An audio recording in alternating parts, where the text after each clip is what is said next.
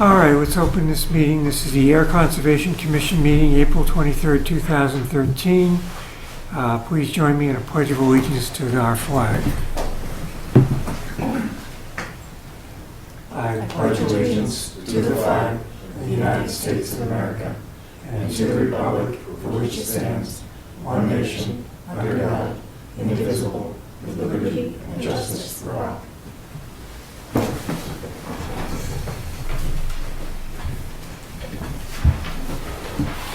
Any changes to the agenda? Yes, sir. We'll be opening the hearing for Catania Spagna and continuing it to May 14th as per request by email this morning. They haven't heard from Natural Heritage, so they didn't want to come in. Okay. And we are adding a job interview at roughly 8:15, somewhere in the 8 to 8:15 area. Mm-hmm. Anything else? No. Takashi? No. Okay. Motion to accept the agenda as amended? So moved. Seconded. All in favor? Aye. Meeting minutes.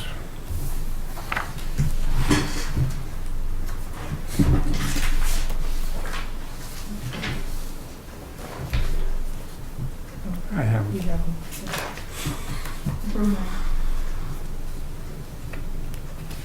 I looked at them briefly before and I had no comments. So there's two sets. One of them is just one page, correct? Right. Yep.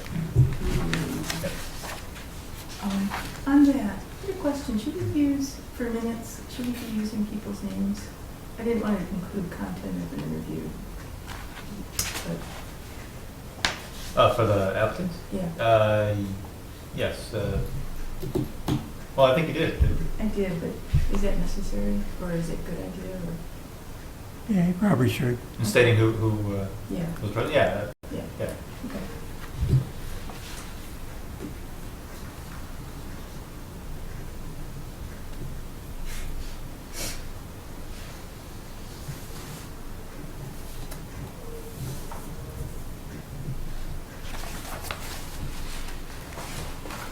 All right. No comments. Motion to accept the meetings of April 9th as written. So moved. Seconded. All in favor? Aye. Aye. And motion to accept the minutes of the April 13th meeting as written. So moved. Seconded. All in favor? Aye. Aye. Any announcements? Yes.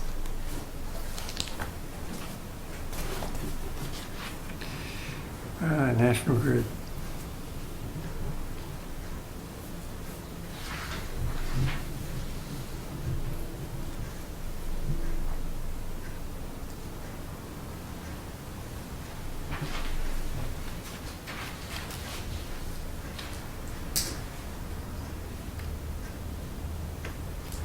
Meetings are a lot higher to react.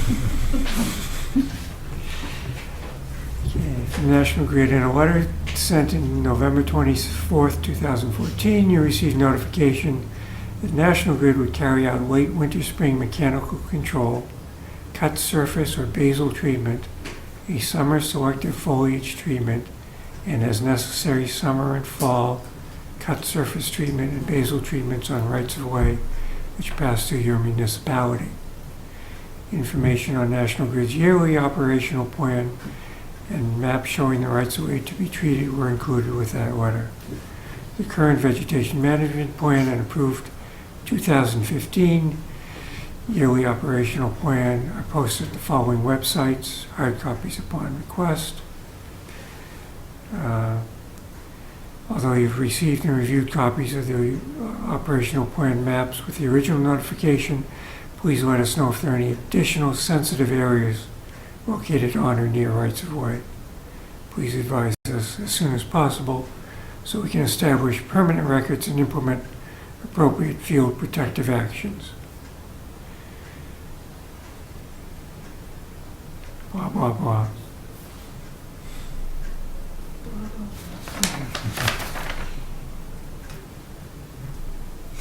So, if anybody's interested, there's that.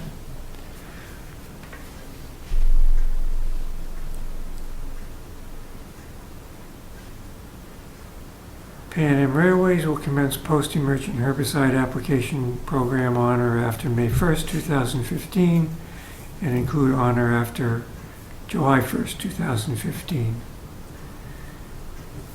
Mixture of herbicides Aquanite, Escort XP, and Oust Extra will be applied with low-pressure spray application by a track-mounted high-rail truck. Copy of yearly operational plan, which includes material safety data sheets, a Department of Agricultural Resources approved fact sheet, and sample label for each herbicide is available for download on the website. If you have any questions, please contact our office.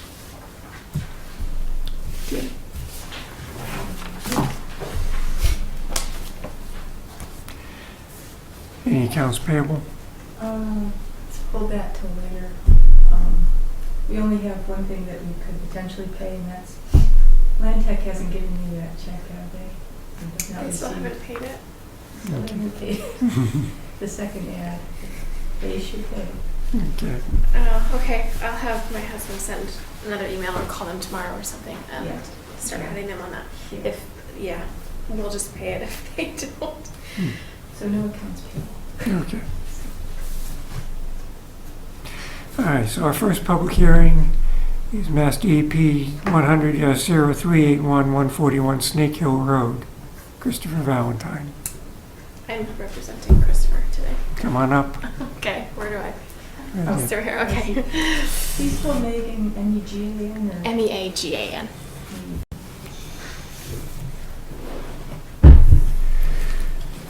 What do you have to say for yourself? It wasn't me. Okay, so we discussed the project, we had our site visit, and remind me what came out of the site visit. I had notes somewhere, and I didn't bring them, but I believe on your site visit, the gravel riprap that was going to be laid down, Bill said it only needed to be 10 or 15 feet. I think that, so Atlantic gave me this today, and I think that is on those revised plans, Okay. the pavement. Can I see that? There's 6 inches. Yeah, On the soil storage pile, Bill had asked for hay bales marked on just the downhill slope. that should be on there as well. The hay bales, the 2 trees that need to be removed should be on there. And then the relocation of the deck, but we're considering just dismantling it altogether. I don't know, we'll see if it's not gonna pass code, then we'll probably just take it apart. But if for some reason we can keep it, then that is what we will do with it. And then there were some, I think he said impervious calculations that were asked for, that should be on there as well. Yeah.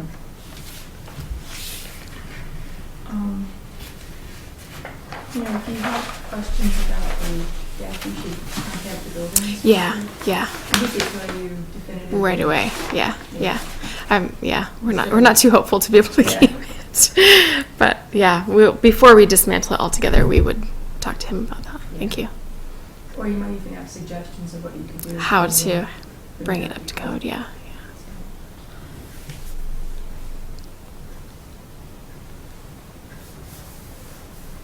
He's in on Tuesday mornings and Thursday mornings. Tuesday and Thursday mornings, okay. Gabe, is his name? Full length. Okay, yeah, we worked with him a few years back, Yeah, till doing some 11, things. I Okay, till 11, okay, think. so it's pretty early. Yeah. Okay. Very good time. He does some Okay, he days in has, the okay. afternoons. We only have him 2 days a week. Gotta catch him when he's there. Yeah. Thank you. Any comments? What was the point, so I missed the sidewalk, but what was the point about the stone gravel? The temporary entrance, Yeah. shortening it. Shortening, okay. Yeah. It's not going to be used that much. Uh-huh. Bill didn't think that it needed to be any longer than 10 or 15 feet. Okay. It's a pretty established cart path.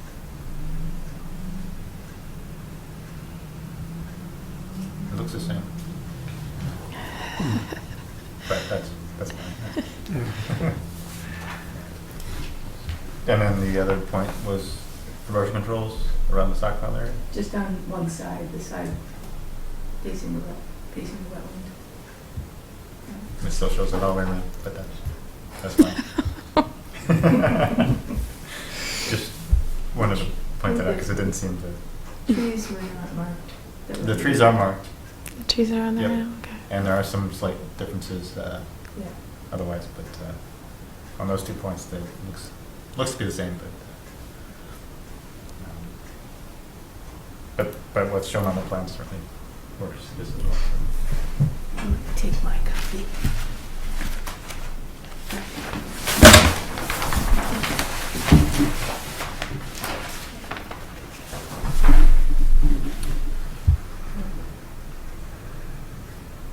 So,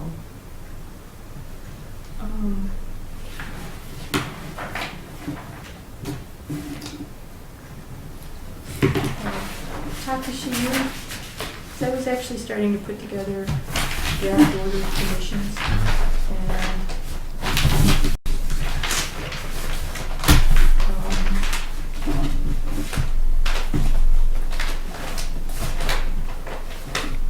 and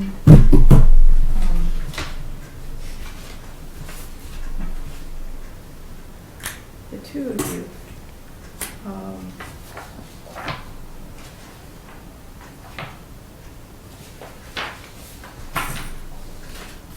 we would need the, in terms of buffer zone impact, the figure for the shortest distance between the limit of the project and disturbance in the resource area. Mhm. it's, 25.1 feet. 25.1. 1. Okay. Well, No, that's really not the, I would measure it from the closest point of the limit of working in the hay bales, so whatever that is.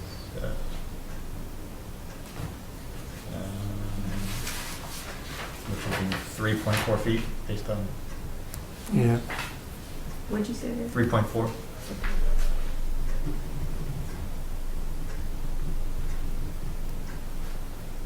And hey, Takashi, when you do orders, Mhm. when you talk about on the Form 5, the date the notice of intent was filed, is that the date you have it received? Yeah, I usually put proceed on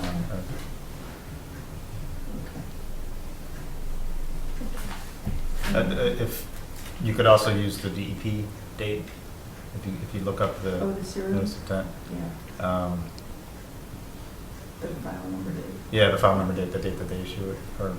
well, the date that they've received it. That's another alternative. But I usually put the date that Yeah, that that's we easy. received. Okay.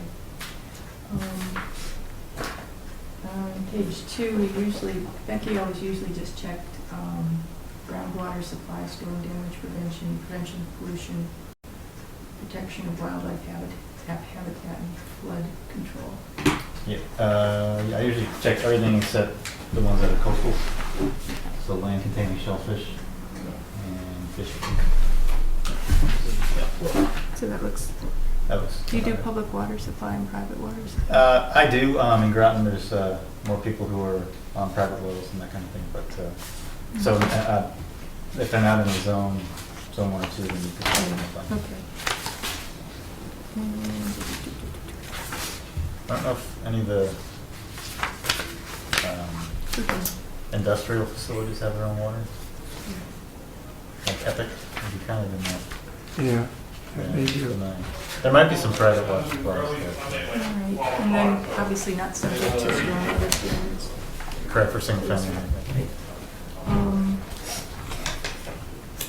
Don't mind us. What you I know said. you're speaking a different language to me. I'm just gonna We don't have sit here and a page smile. at the moment, so I've been filling in. but I see. I am not fully That would be stressful. volunteer temporary So, um, these are our special conditions. Mhm. So, question is, should I keep all of them or boilerplate in? Unless, yeah, I would say unless something is specific to a subdivision Okay. development or some other, And then in terms of special conditions that extend beyond the issuance, I'm not sure any of these or most of these are really necessary for this one. Becky always tweeted these. yeah, I would always leave that one in. Okay.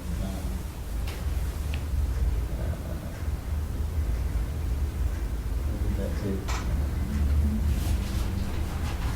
I think we've talked about kind of being a little bit more flexible about de-icing and that kind of thing. So I would defer to the little bit on that. George? Yeah, I'd be willing to take it out. Okay.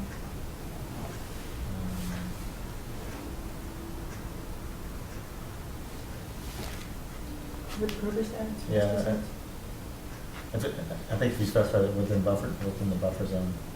The problem with that is that, some houses are entirely within the buffer zone, so. Storage of hazardous fuels, I don't think that applies here. No, but you leave it in, just, Okay, so don't hurt. no. It stays in, but you don't have Okay. to. I don't think we'll be having anything No, no hazardous. nuclear We waste better not underground. be. I don't think there's any maintenance on this, I don't think so. or drainage structures. No. Leave the rest. Okay, And, I'll go with okay. that. Yeah, the first one is key, because anytime there's a change in ownership, you want Okay, and then, Bill had talked about, I object. on the torturing Nathan Valentine. Good evening. Yes. Um, Jumped up far too quickly for my So we're just, since I'm not Becky, just going through the draft order. You had talked about also for the email every 2 weeks. Right, we have that in here, isn't it? Yeah, we have every 30 days. Should I just say every 2 weeks? Every 2 weeks is perfect. From when we start the project, from when we During. Yep. start. during Okay, so construction. not So- from here on out, but just when we start. No, because then it'd just be grocery Yeah, lists. it'd be, we haven't started yet. This we morning haven't we started argued yet. about the scope of the project. Yes, right. You nailed it. Included of what work is proposed for the next week. It just needs to be, so, which, hold on. No, hold on. Please go just to the beginning, we'll go real fast. No changes. Go to the next page. No changes. Go to the next page. Oh, wait. Okay, so we are keeping 25, 52, Regarding installation of 60, sodium chloride, sure. and then the last two. Okay, sure. Okay. All right. Okay. What's with B2? B2. Oh, buffer zone. Takashi suggested adding within buffer zone. Gotcha. Okay. Just leave that in that one. Yeah, Okay. So it's every 14 days? Every 14 days during construction. So after you've notified us about the hay bales, from then on. Okay, After that, you're on our clock. got And it. when you get the hay bales up, then you have to give us a call To let you know that they're there, yeah. and one of us will come and. Okay, give So us a we go should ahead. check them and then Okay. give you the okay. Okay. What is proposed in the next 2 weeks?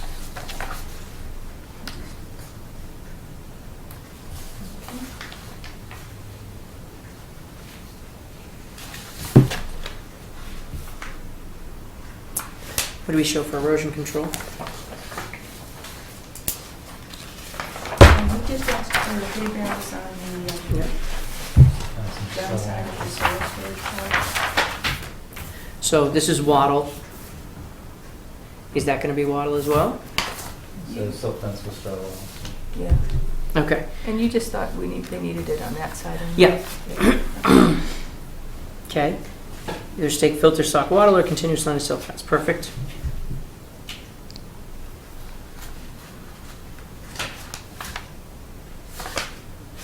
Okay, so that's not true. Erosion control barrier should not be placed within 25 feet of the wetland boundary without written permission. Well, we just gave written permission. Mm. So we'll cross that right off. So can we change that on our general conversation? Well, no, I would say no, because that's, so in this specific case, we gave permission, but there might be a project where it doesn't apply. Okay. So leave that in our general. This is why I brought this. Working session.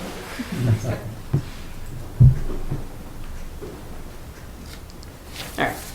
This one, J, in this particular case, we're going to cross that off.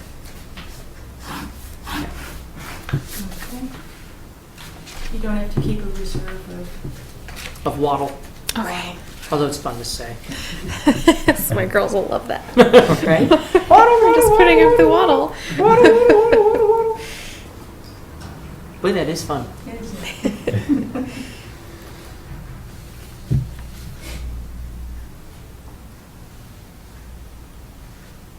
Okay. So one of the things we talked about was the certificate of compliance. So it's very simple. When you're all finished, what you'll do is you'll seed and grow grass or whatever you choose. Yeah. Make a nice garden, right? In the areas that you're going to do so that the soil is no longer loose and unstable. And once that happens, you can let us know. And after it's been for about a year, you let us know that, hey, everything looks great. In fact, if you want to call us in ahead of time and say, hey, everything looks good now, I just want to show you.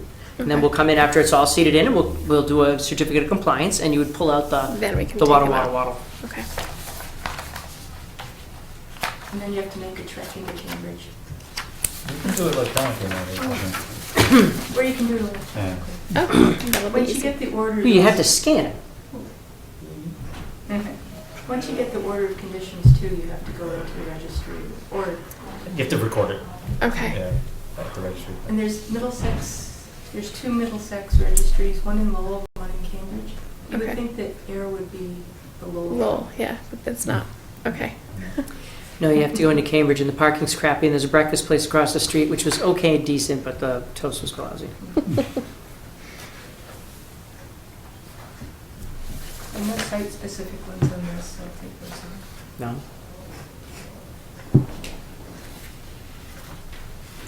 Okay, so we could literally cross off 53. It doesn't apply. There are no wetland resources for vehicles or equipment to cross or enter. Unless they drove into the water there, which I highly doubt. All right, so this one actually will matter.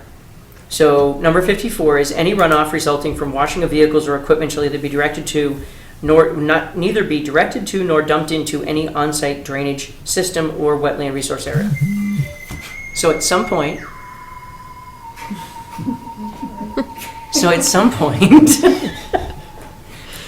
Leonard Nimoy and a concrete truck will show up, and when they do, they're gonna say, "Where do I wash out?" So Okay. what happens is after they dump the concrete, they spray the inside and they dump that out somewhere. So the best place is either in an area like this where you have the hay bales stockpiled, so they can dump out there, or make a space out by the road where they can dump out. But you don't want them to dump out anywhere where they're going to Anywhere. ask you to dump out, because it's all going to run right down the hill. Right. Yeah. So, because I'm just not looking at it right. So dump out Oh, sure. either at the very They're top. gonna- and I should Actually, say- if I could have one of the copies of the plan, Sure. if there's an extra. I know my husband will want to see it. He hasn't. No, not a problem at all. You All right. You can have one of those copies. Do you have one already? This one, no, You know no. what? I Take just that brought one. all of Take them. that So one. okay. Keep that one. I wasn't sure how many it needs. So Okay. So, and I said So, dump they out, it's really want to wash out. It's the wash concrete truck will out. wash out. After he's put all his concrete in the forms, he's gonna Mm-hmm. wanna wash out. So because you have a hill going right down to where Yeah. we're trying to protect, We we don't don't want want it him to near there. wash out over there. Mm-hmm. That's absolutely where he's going to ask you to wash out. okay. So basically, on the other side of my property, he Right, can do so, it there. you know how we talked about, you'd probably have the truck come up the Yeah. cart path? Mm-hmm. Right? So if he's up here when he places the concrete, Yeah. you can have him wash out over in this area over Come here. over here and do it. Uphill, out of the way. Yeah. Okay. Preferably behind the hay bales. Okay.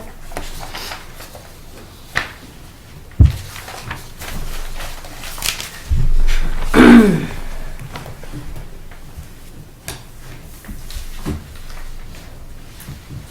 don't think you even had any stumping to do, right? You just had the 2 trees to remove? Mm-hmm.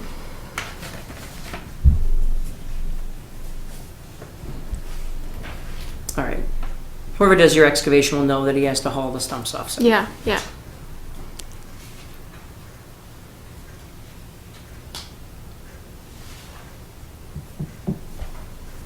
All right, so 58 and 59 are 2 that we had an issue with before, right? The sodium chloride. Yep. No sodium chloride shall be used within 100 feet of a wetland resource area, within 200 feet of a perennial stream if the area will drain to a resource area in a regulated buffer zone without significant dilution, treatment, or any contract or agreement for snow or ice removal shall so stipulate. Okay, so we ran into this, obviously, like a brick wall. Mhm. So the question would be, do we...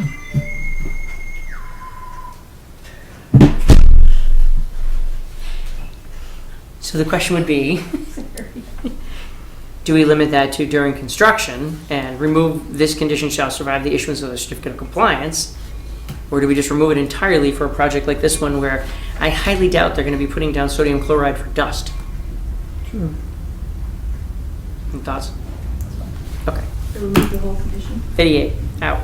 That was for dust control. Is that- It's the one that says to use it within the wetland resource area. Yeah. And then the second one is the one says the exact same thing for dust control. Move Is that out. one too? Yep. 58 and 59. Fitty. No underground storage of fuels is allowed within 100 feet.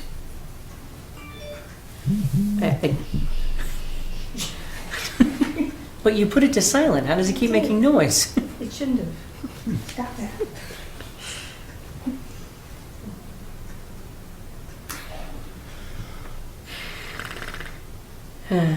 Placing leaches for, yeah, there's not, that is, okay, 62 is out. None of it applies. Cleaning of stormwater, leach fields, no, out.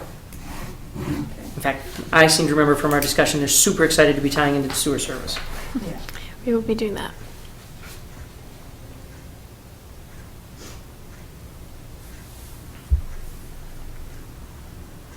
Okay, there is no drainage system for this particular one. 63 is out. Great. Okay. All right. Want to keep yours? Yeah. Okay. Question is,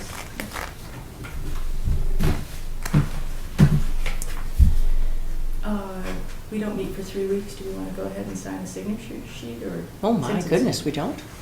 No, we have a 3-week break after this one. Okay. So, actually, so my apologies. Do you have any comments or questions for the, No. okay? No. Okay. Sorry, couldn't make it. Sorry, I missed it. Chimney's fabulous. I'll tell you about it later. Okay.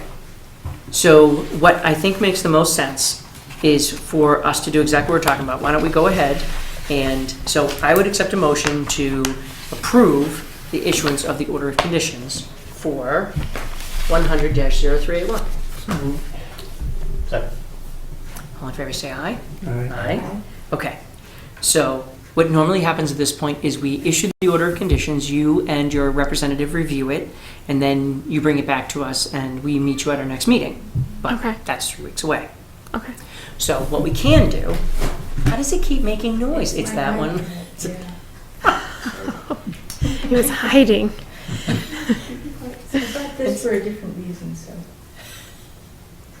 you'll understand later. Are they beaver pictures? No, it's just, it's, it's a, oops, no.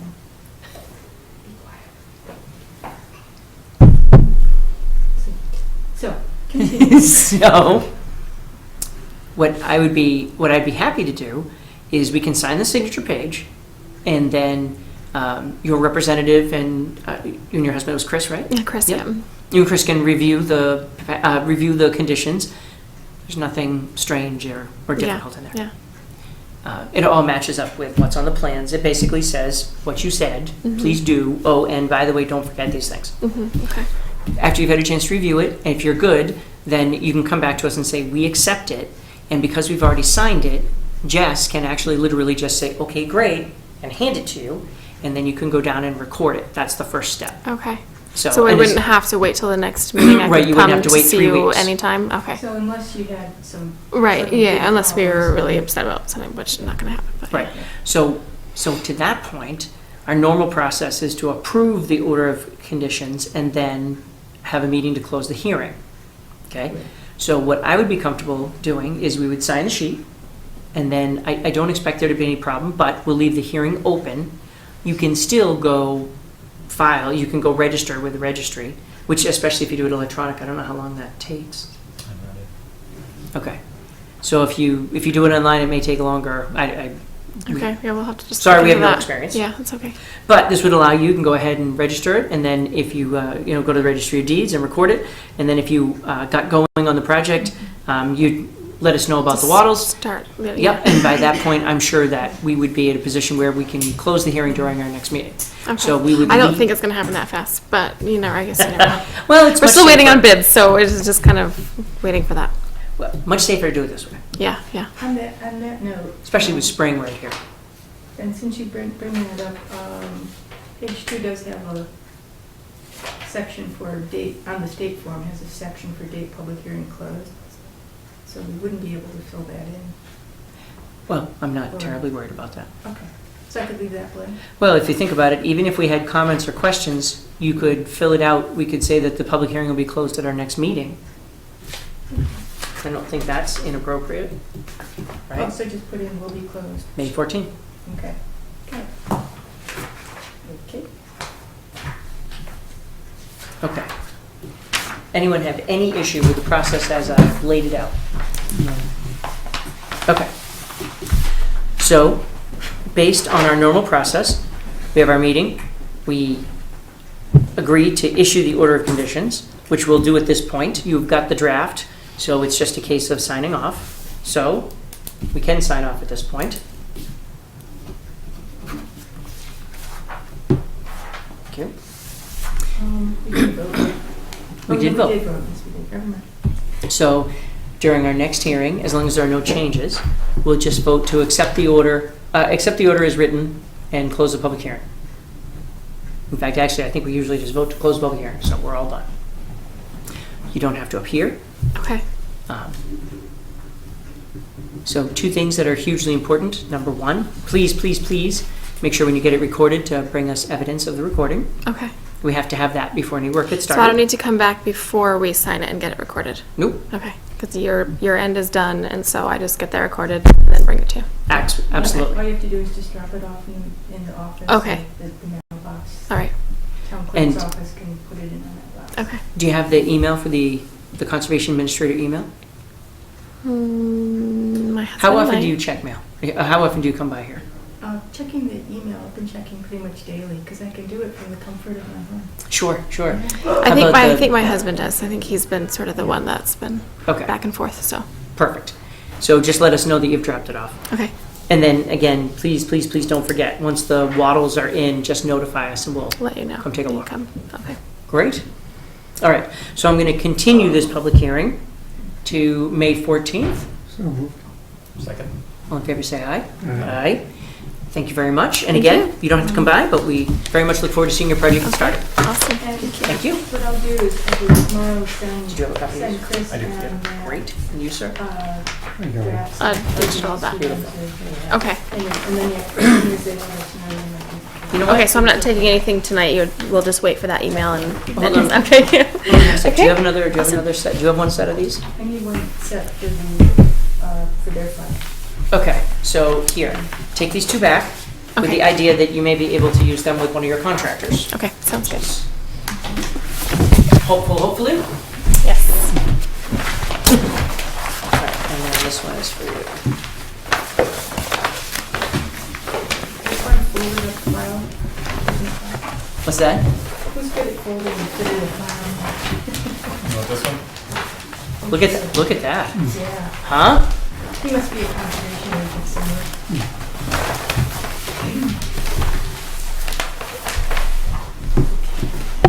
And he likes origami. Thank you so much. Thank you very much. Have a great night. Now, can you do a swan? Yeah, no. No, you're not doing so. How about the onion volcano? That always impresses me. Okay, that was our 7:30. Our 7:15, 7:30 is our notice of intent. DEP file number 100-0382, Ayer DPW, Stony Brook Pump Station off of Westford Road. Good evening, Mr. Wesley.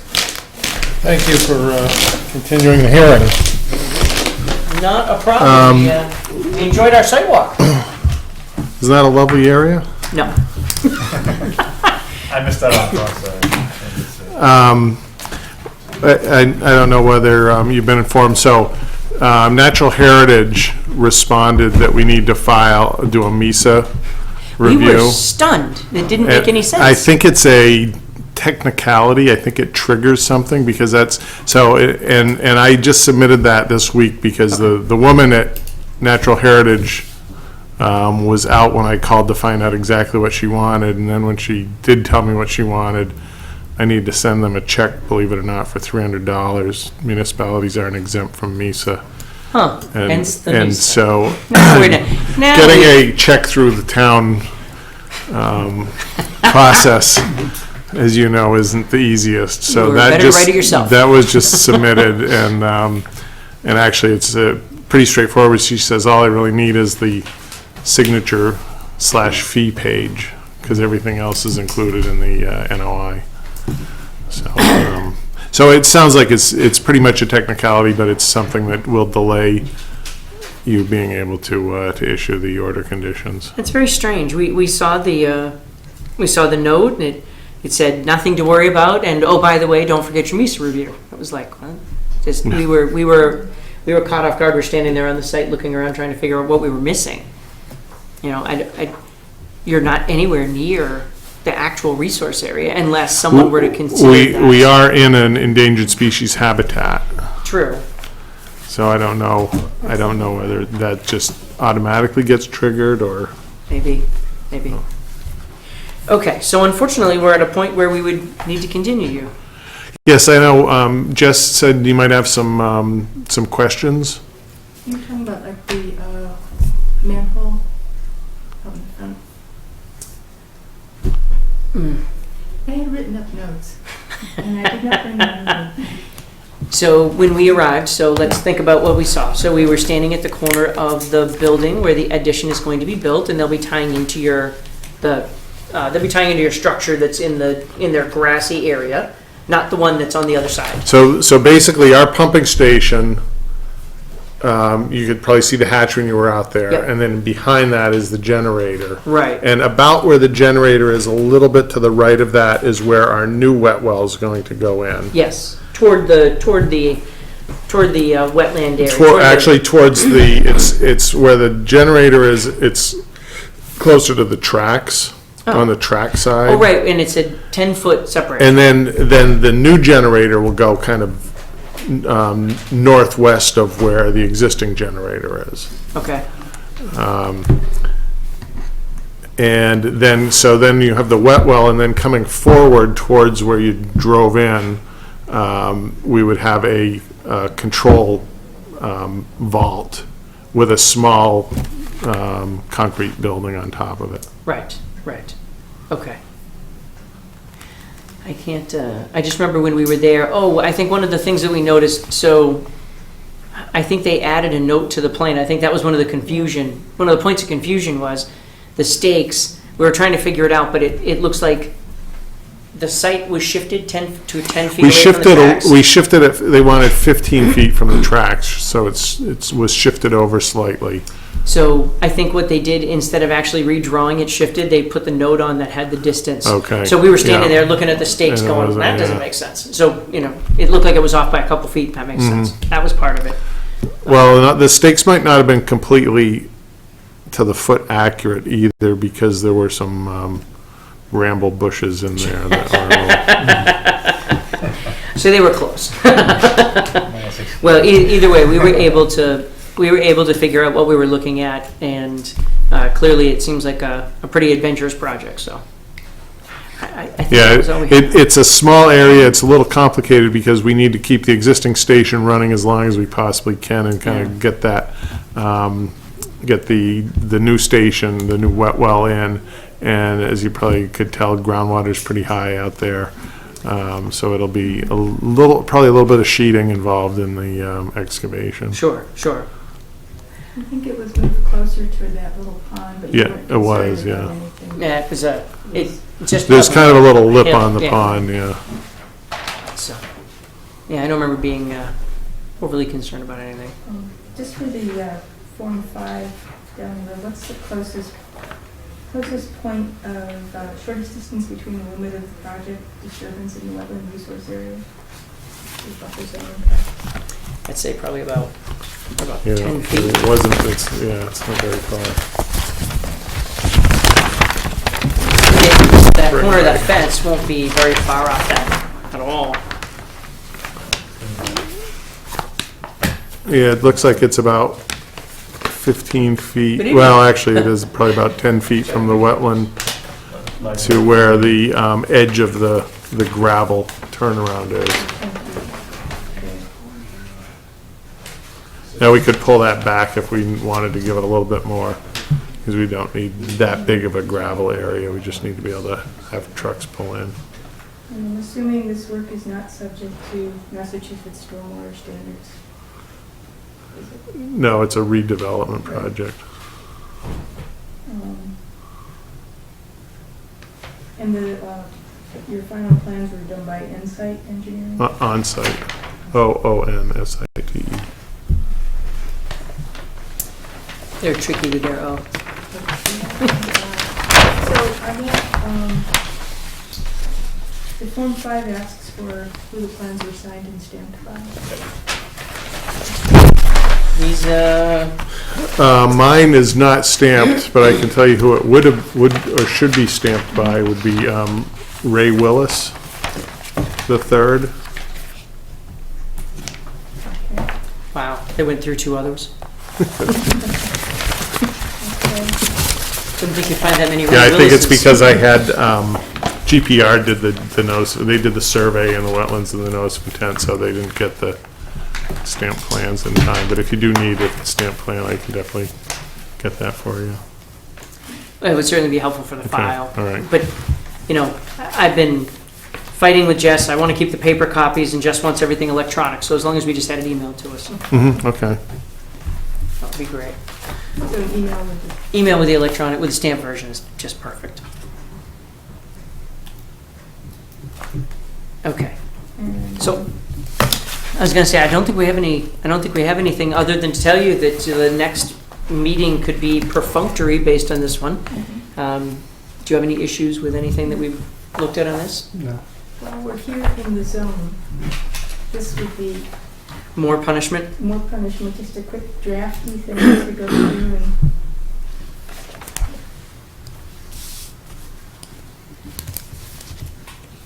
The way that wench in the office who doesn't know exactly what she's doing has something to go by to get it out fast.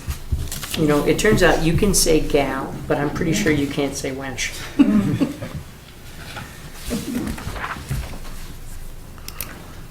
And I finally get yelled at for girl today. Ah, you did. Yeah. Fern Vitrulli, one of our HR people, was on the phone. And once I get this re-edited, I'll send you copies. Okay. Yeah. So I'm going to take away 58 regarding prohibition of sodium chloride for de-icing because clearly they'll need to keep the area clear. Mhm.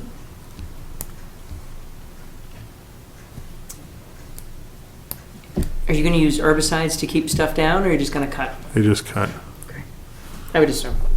Yeah, we need a permit to do any kind of herbicidal treatment, even on the sidewalks and stuff. We need to have a state permit. Yikes. And our guys, then if they get the permit, it's their personal liability. So, Whoa. No, you won't get any of our union DPW guys taking out. Well, and frankly, I wouldn't want that, right? You'd hate Right. to have something go wrong, and that's not fair to the guy who's doing it for his job. Yeah, one of the things that we're investigating is using like a steaming machine. Yeah. I know they used to burn them, which I don't know how effective that was or how safe it was, but they do have these steam things to kill. And it's not to do big areas, it's to get the stuff that's growing in the sidewalk cracks Sure. and things. That's an interesting thought, right? I wonder if that, I just want one for home now. 37, we'll do 14 days, work to be completed in the next 2 weeks. Just looking for that email to tell us you're running, you're working, what you're doing, just let us Okay. know, please. Yeah. It's just helpful.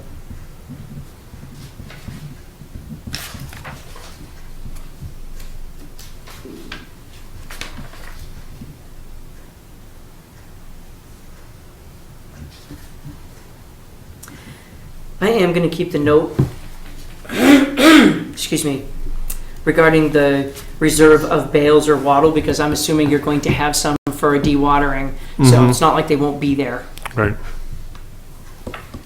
Wouldn't want you to spend any money you didn't have to spend, but you'll certainly have them on hand. We stockpile them at the DPW also in case something comes up Perfect. and we need them. No, you must go through quite a few more than the average applicant.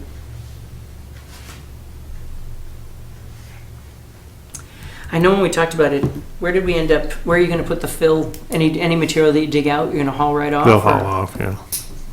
Not a lot of space there. Be in your way.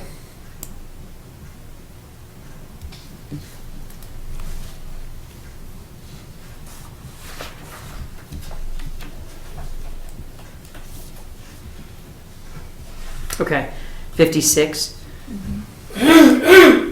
Excuse me. Pumps, generators, or other equipment containing fuel, oil, hydraulic fluid, etc., not be stored or operated within the resource without written approval of the commission. So the generator is there with written approval of the commission, and this is just a case, one of those ones where I would leave that because it is part of the application. Will there be any spill containment sort of? I didn't miss the sidewalk, so I didn't get to see kind of what's there now. But the generator can be. Generally, the generator will be an outside housed generator with what we call a belly tank, Yeah. but it's a double-walled tank. Okay. Remove it Okay. from the back. Yeah, that's a requirement now. Yeah. Okay. I don't think you can even buy one without it, can you? I don't think so. Yeah, 58 out, right. Okay. Although, be careful. Have you ordered the generator? No, as a matter of fact, I'm a little concerned about our budget. And so the capital, well, I don't know if it was the capital committee, someone, I put in what we did was we had money for this project under the West Main Street. So what we were going to do the West Main Street project. We had some land issues there because Phil Berry sold the land to Calvin Moore. Calvin was kind of going back and forth with what he was going to do, so we weren't sure how we were going to do it. So I took the money from that project and transferred it to this project, but it's Sure. only $450,000. The engineer's estimate's $510,000. Ouch. So I wanted to put another $100,000 on the town meeting warrant for this year. I don't know whose decision it was, but somehow through the town administrator's office that got nixed. So I put in the bid. We'll have a deduct alternate for the generator and a couple other things, the fence, and I think I put in that, the credit for using a used building, because you'd said there were a lot of used buildings kicking around. Tons of them. So, Tons of them. so hopefully that'll get us within what we have to spend. If not, then we'll have to do some creative financing.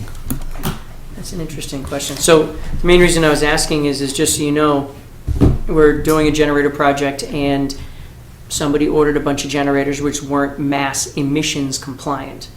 And you can get hung up on that. Yeah, I think this one is small enough so it doesn't have all the specific stack requirements. I think it's only a 25 kW, so it's not a huge generator. Yeah, we're using 50 kWs.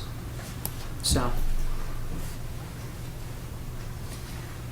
I'm going to ask one of the guys who just did a project for this, five or 6,000, site decom.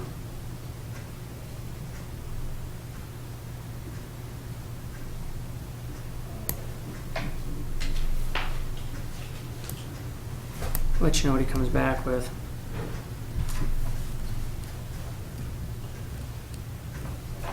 Okay. So right now, as I understand it, we have, we've completed the notes on the order of conditions, which unfortunately we can't issue. Can we publish those and send those to Mark? And Mark, if you don't have any issue with them, we'll, just at our next hearing, we'll move forward, accept the order of conditions and close the hearing the same Sure. day. Okay, great. Save you the trip out. Yeah. Okay. Before we go? We can't actually issue it though until we get the. Till the MISA. Well, that's what I'm saying, so Yeah. we could. So as soon as you if get the MISA MISA, came in, we could do yeah. it all in the same meeting without having to Okay. drag Mark back. Do you have any questions on the application as before you? Do you, sir? No. Do you, sir? Okay. I would accept a motion to continue this public hearing to May 14th, 2015. So moved. Second. All in favor, say aye. Aye. Aye. Thank you very much, Mr. Wetzel. He indicated he had some other. I have a couple housekeeping things I just wanted to run by you, if that's acceptable. I don't think that's a problem at all. I was just looking down on here. Go right ahead. So the first was, and I talked to Becky about this, and she didn't think it was appropriate, and I mentioned it to Jess. So I put a memo together to the board along Littleton Road and Ridgeview Heights, Pingree subdivision. Sure. There's different locations along there where they have hay bales and silt fence and or both, and some of the areas have been stabilized for several years. Sure. One of the areas, it looks like someone just forgot about picking up the silt fence. And so when we were trying to cut the brush on the side of the road last year, it gets tangled up in the silt fence with our mower. So I didn't know if the commission could take a look at that and see what areas the silt fence could be removed, so we could keep our maintenance up on the side of the road. Sure. So in general, the areas in the front, so as you come along from the Pepsi factory, Yeah, as you come along, those areas, the houses are all done and the soil's stabilized. You keep coming around to across Hickory Way is so Bennett's Crossing is across from Hickory. is across from Hickory. Right. And so there's, the area beyond there is maybe, I think want there to see might what be a house or happened two. through. Yeah. Yeah. Well, I don't think he's doing any more frontage houses. I think he has one more, that's not on one of his streets, that's on Littleton Road, that I don't know if he's ever going to build it, because when he put in for his water and sewer permit, I told him he needed to extend the 12-inch water main to the house. And I never heard another word from him on that. No kidding. But if you could just check that and see if there's any areas. I know just before Snake Hill Road, there's remnants of silt fence that have been there probably for 5 or 6 years. That More like 10, but yes. So just a consideration, because we do, once the weeds get up pretty high, we'd like to get there and chop those down, even though it's really Mass DOT's responsible for that, but they won't do it. And so I send our guys out. Well, you know what?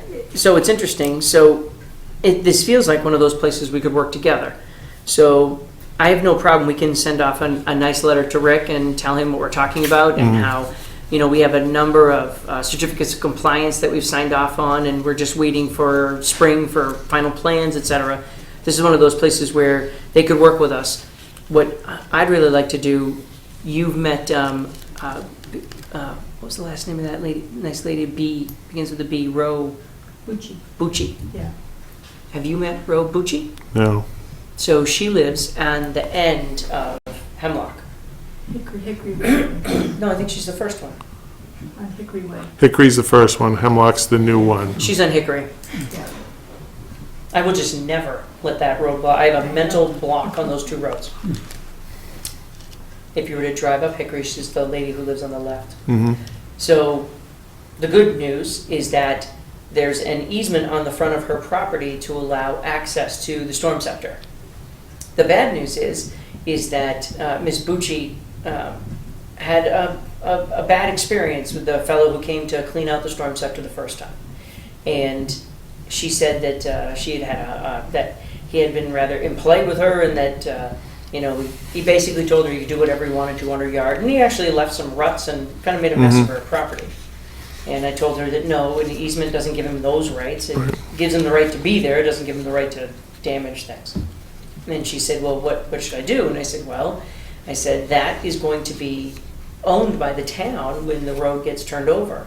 I said, so probably the best thing for you to do is to approach Mr. Roper and Mr. Wetzel at the same time and say, hey, can we please work it out so that if there's going to be work done on my property, excuse me, that I have, even if I just have some notice that you're going to come do it, if you send me an email or whatever, a letter that says we're going to be there in the spring to do it, etc. And also that the people who would come to do that work would be, excuse me, I can't stop the humbug today, that they would know that, clearly this is somebody's yard and not an access path off the main road.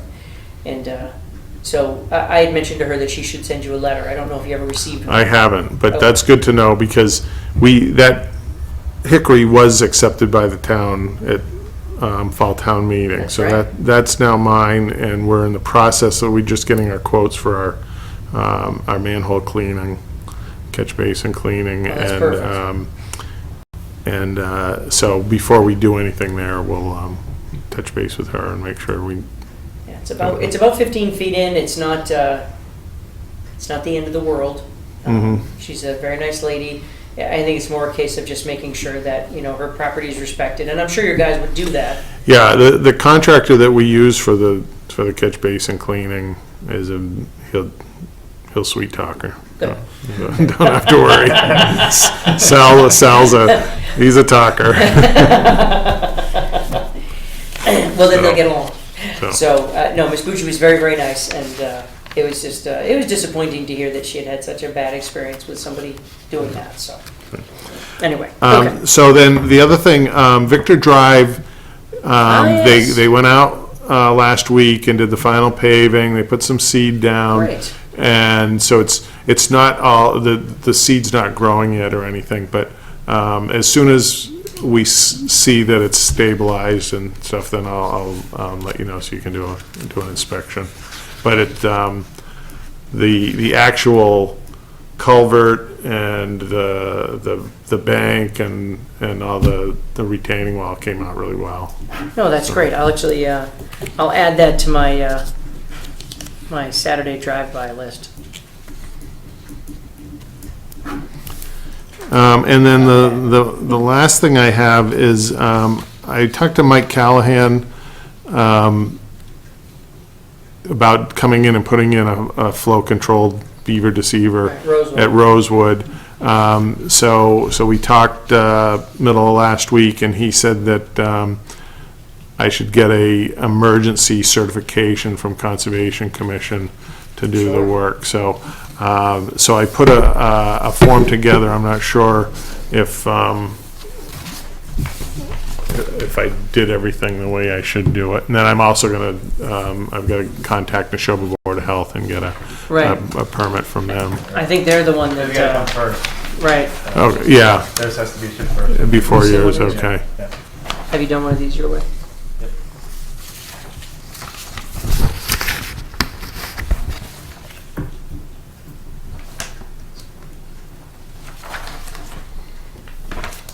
Well, nothing special in here. I think so. As we're quite knowledgeable of the area, I think the only concern is obviously you're pretty far off the end of the paved road, Right. and we talked about hauling some material out of there. Mm-hmm. So you were going to drop the level to what you wanted it to be, right? Right, so we're going to drop it about 4 feet if we can. Wow. And, because we need, our manhole is down about 3 feet underwater, Sweet Moses. so. And, but when Mike was out there, I think he measured it was about 8 feet deep off of the dam. Well, there you go. What's going to happen on the other side?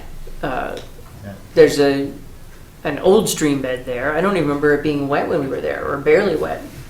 There was very little No, coming there's, through. there's definitely a stream going through there, and actually there's a beaver dam down below too.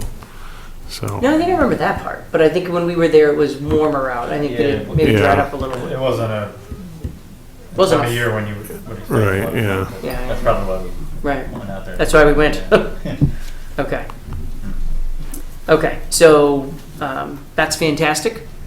I don't see any issue with this. I don't know that, I don't think there's any reason we can't sign it, waiting for the Board of Health permit, right? We're a piece of the puzzle. We don't reference the Board of Health permit on here, not that I saw. My understanding of the way it all works is that the so I have to get the Board of Health that permit and only the attach Board it of to Health can that. declare the emergency. Yeah, Once okay. that's declared, then the Then, Conservation okay. Commission All can right. simply Okay, base its issuance of the emergency certification on that. okay. So your choice. So why don't I Thank you do very this? much. Why don't I'll contact Neshoba Board of Health, and once I'm set with them, then I'll communicate with Jess on email, and we That's can perfect. And we'll get hold that these, taken care of. so you don't Sure. have to pop in or anything. Yeah. We'll just sign them during the meeting. Okay, Right, so we could good. issue it, but you could get our approval and then we would, Well, what would happen is so we'd get the notice from the Board of Health. So Mark would get the information through the Board of Health, they would issue their approval. And then at that point, we would go ahead and sign off. So please do recall that our next meeting is May 14th. Mhm. So you've got from May 1st to May 30th on there. Is that going to give you enough time if we can't sign on Well- the 14th? I gotta check with Mike and see what his schedule is. Okay. I- I mean, it takes him a couple days to do it, it's not a. Oh, yeah, it's no, not a no, huge no, job. no, but, So, okay. Let's go ahead and do that. We'll hold on to those and hopefully that'll pan out. I think we can extend that another 30 days, I think. Is Does it that what say it on there? says? I thought it said you could extend it. It was 30 days, and you could extend it for another 30 days. It says no later than 30 days from start date or 60 days in the case of an immediate response action to Okay. address an oil hazardous material Oh, waste. okay. I guess I didn't read the whole thing then. No, no, it's okay. You saw 30 to 60 days, I would have done the same thing. No work may be authorized beyond 30 days from this date without written approval from DEP. So. All right, so we may want to change the dates in that. I I'll had check an with idea. Mike Why don't we before we pass them do it. back to you so that we don't. And then, yeah. I'm scared we're going to sign the wrong one. Okay, So, all right, okay, no, that's fine. I just wanted to bring that to your attention. Yeah, Sure. I think the dates will be dependent on when the Board of Health Yeah, is okay. going to that direction. We would use whatever the start date of the emergency declaration is as the start date of our emergency Okay. certification. All right, Is theirs a 30-day? There's a 10-day, but 10 renewable for up to renewable 3 times, Yeah. twice, I guess. Okay, Up to okay. 30 days. So- I think that's how it used to be. If yeah, you're worried about timing, just work with them to please give you the list on the 14th, and then that way when we sign it on the 14th, you'll have the maximum 30 days under ours. Yeah. Make it easy as possible. all right, good. Great. Okay, great. Thank you very much. did we already close? We did close and continue, right? We did, we continued that public hearing. All right, good night. Have a good night, Mark. Okay. So 7:45, we have a notice to continue. Did you already deal with this, No. George? Okay. Then I'd like to reopen the public hearing for 100-0383 with the express intent of continuing that public hearing to 5/14/2015 per the applicant's email. Second. All in favor, say aye. Aye. Aye. Excellent. Thank you. So we did. All right. 8 o'clock, we have a discussion about 187 Old Farm Way. Mike, would you like to join us?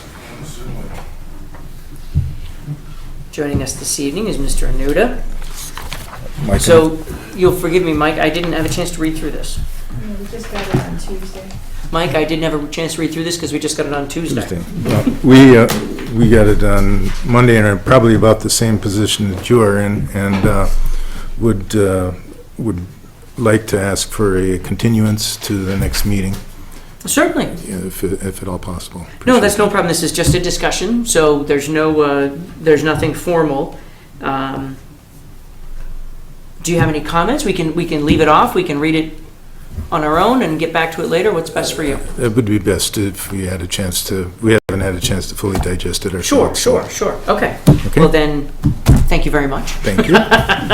Sorry to make you get up. Oh, that's all right. Okay. So, that was our 8 and a potential interview, which is very exciting. Why don't we move through our 8:15?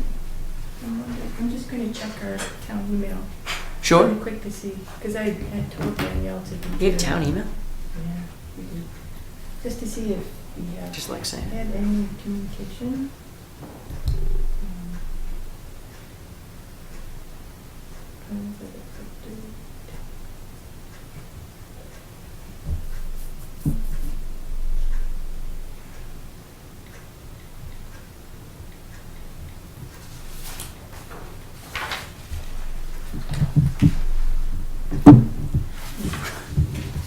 You trying to Wi-Fi? Do we have Wi-Fi here now? Yeah.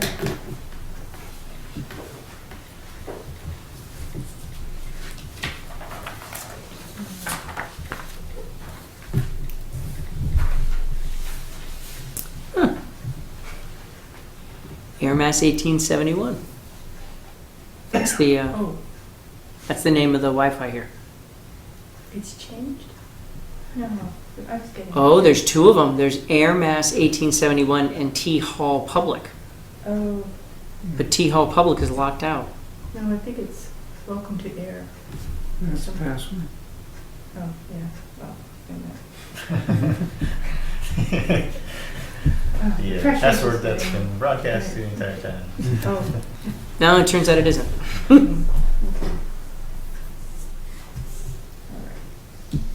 Maybe you have to do capitals. Oh, are you Danielle? Yes, Oh, come on in. Come on in. I didn't want to interrupt. People do it all the time. Do you want me up here or? Please do. Okay. Please do. No, in fact we were just moving things around, checking our agenda, and we were concerned that maybe you had emailed us late and we didn't know. Sorry, I was So- hiding out in the corner over there. That is not a problem at all. Okay. So good evening. Hi. How do you pronounce your last name? It's Mucciaroni. Macheroni. Okay. Are you sure? The Italian one. It's- Well, I used to call it Mucciaroni before I got married, and my husband said I couldn't call it that. But that's actually what most people say is Mucciaroni. Technically, it's Mucciaroni. Huh. Macaroni. It's a Franklin, Mass name. Oh, There's a lot of Mucciaronis there. probably no getting around that. Okay. So we had a chance to review your resume, and so please tell us a little bit about yourself and your work as an energy and environmental planner. Sure. Do you kind of want an overview of my, I guess, employment history, or just kind of focusing on that position? No, so we were lucky enough to be able to see, although if you have some high points that you'd like to talk about, that would be great. There were obviously you had some really interesting jobs in here. We were just trying to figure out what an energy and environmental planner did. Oh, sure. And it also brought up the interesting question of, is this a job you can have at the same time as being an energy and environmental planner? No, I was looking for a part-time job, actually. I'm excellent. just started exploring my options for that just because I have young kids at the time. So Sure. that's something I wouldn't be continuing. Okay. But the energy and environmental planner position with the Northern Middlesex Council of Governments, I don't know if you guys are familiar with them, but I think you're in the Montechusett Montechusett region, Okay, yeah. yeah. So we've worked with them on a couple projects, but basically we are the regional planning agency for 9 communities in this area, although it's kind of bordering. Ayer and Littleton, those are close by, but not necessarily included in our jurisdiction. But so a couple of years ago, 2 years ago, the agency got 3 large environmental grants and Nice. decided to hire their first environmental planner. And I think a couple of the planning agencies are starting to do that to try and incorporate environmental planning into the work. But they had gotten a project to start a regional, funding to start a regional stormwater collaborative. Oh. So that was one of my main projects, and I worked with first our 9 towns, and then we expanded it to a couple of other surrounding towns, so now we have 13 towns included. We meet every month or 2 months. We have tried to implement a couple of different regional programs. We did a regional GIS and data management program, so they can put their data online and access it in the field, that type of thing. We've done an environmental education program to help, basically the whole goal is to help the towns meet the terms of the EPA's MS4 permit. So we help them create templates and educational materials, and we also staffed education and outreach events for the towns. Nice. So we did that, and we are working on some regional procurement documents as well for catch basin cleaning and street sweeping and laboratory services associated with the permit. Interesting. If it gets published as the draft was published. So that was one of my main projects, but we also did a renewable energy siting project with the Montechusett Regional Planning Commission. That's exciting. So we looked into all different kinds of renewable energy, solar, wind, a couple of ones, biomass, and new type geothermal, and different ones that aren't as commonplace, I guess. But we looked at where in the region we might be able to site these technologies. A lot of it went back to some pre-cited locations from EPA, and we kind of mostly came up with recommendations that the regional planning agencies could work with the communities on to help get these technologies implemented. That was my other large project that I worked on. And I also have done, provided assistance through the DLTA program, so it's District Local Technical Assistance. It's smaller projects, but if a town wants help writing a solar bylaw or reviewing zoning regulations for, we did it with Lowell to look at barriers to urban agriculture in their zoning regulations. We provide that type of assistance as well. So there's a lot of different. No, I was just trying to think of where you would have agriculture in Lowell, but no, just continue, please. Yeah, they have a lot of community gardens.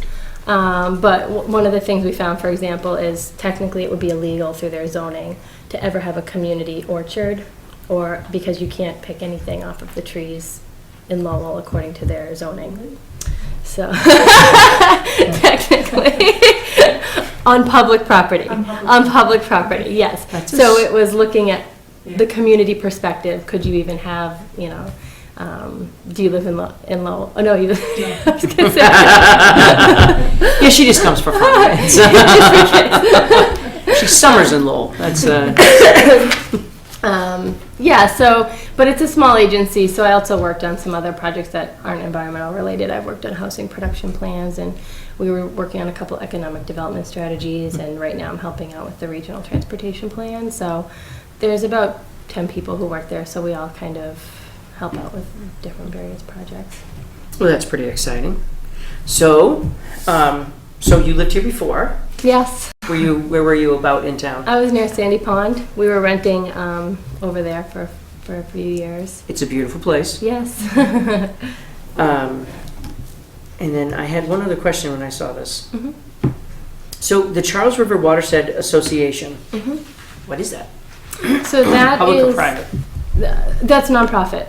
Okay. And so they work with 35 towns, basically it's similar to the Boston Marathon route. If you think about it, it's Hopkinton to Boston. Sure. And so I got a fellowship to work there to work on, watershed science type of issues. They have a watershed scientist on staff, and I provided support for their volunteer monitoring program, assisted with education and outreach, organized different events for them, managed the data, and would present data at meetings or events that they had. So we had a project that when I was there, the main project I worked on, the whole organization was working with the town of Franklin to help them come up with a program to meet the terms of so they through the MS4 program, it got assigned a residual designation, so they had to have any properties in their town above 2 acres of impervious reduce their phosphorus input. Interesting. And so we were working on what types of technologies can we put throughout the watershed to help with that. It was a pilot project. We did a sub-watershed in Franklin, but the point was to help Franklin, Bellingham, and Milford think about how to comply with that permit. So That's very interesting. I actually did I did a project in Millis that was along the Charles. Oh. Many, many years ago. Okay, so one of the things that's a huge deal for us in the past, our position has been, we brought Becky in before, so the woman who worked for us before, she replaced an administrative position, and that wasn't very helpful. I just can't stop doing it. Pollen in the air now. Yeah, Allergies are starting. I took up cigars too. I looked around. I didn't have enough bad habits. This one stinks. So we had a woman who supported us originally, who was in administrative position only, and she couldn't help folks fill out the application. She didn't understand the wetlands, and she wasn't in a position to go out and do any flagging or say to someone, "Well, that's your project. You should be concerned about these things." You know, in order to, what we were really looking for was someone who could help the general population who might have questions about things, so that they wouldn't feel so all alone, and they would have an idea of what they were doing before they went and hired someone. So, have you done a lot of flagging, wetland flagging?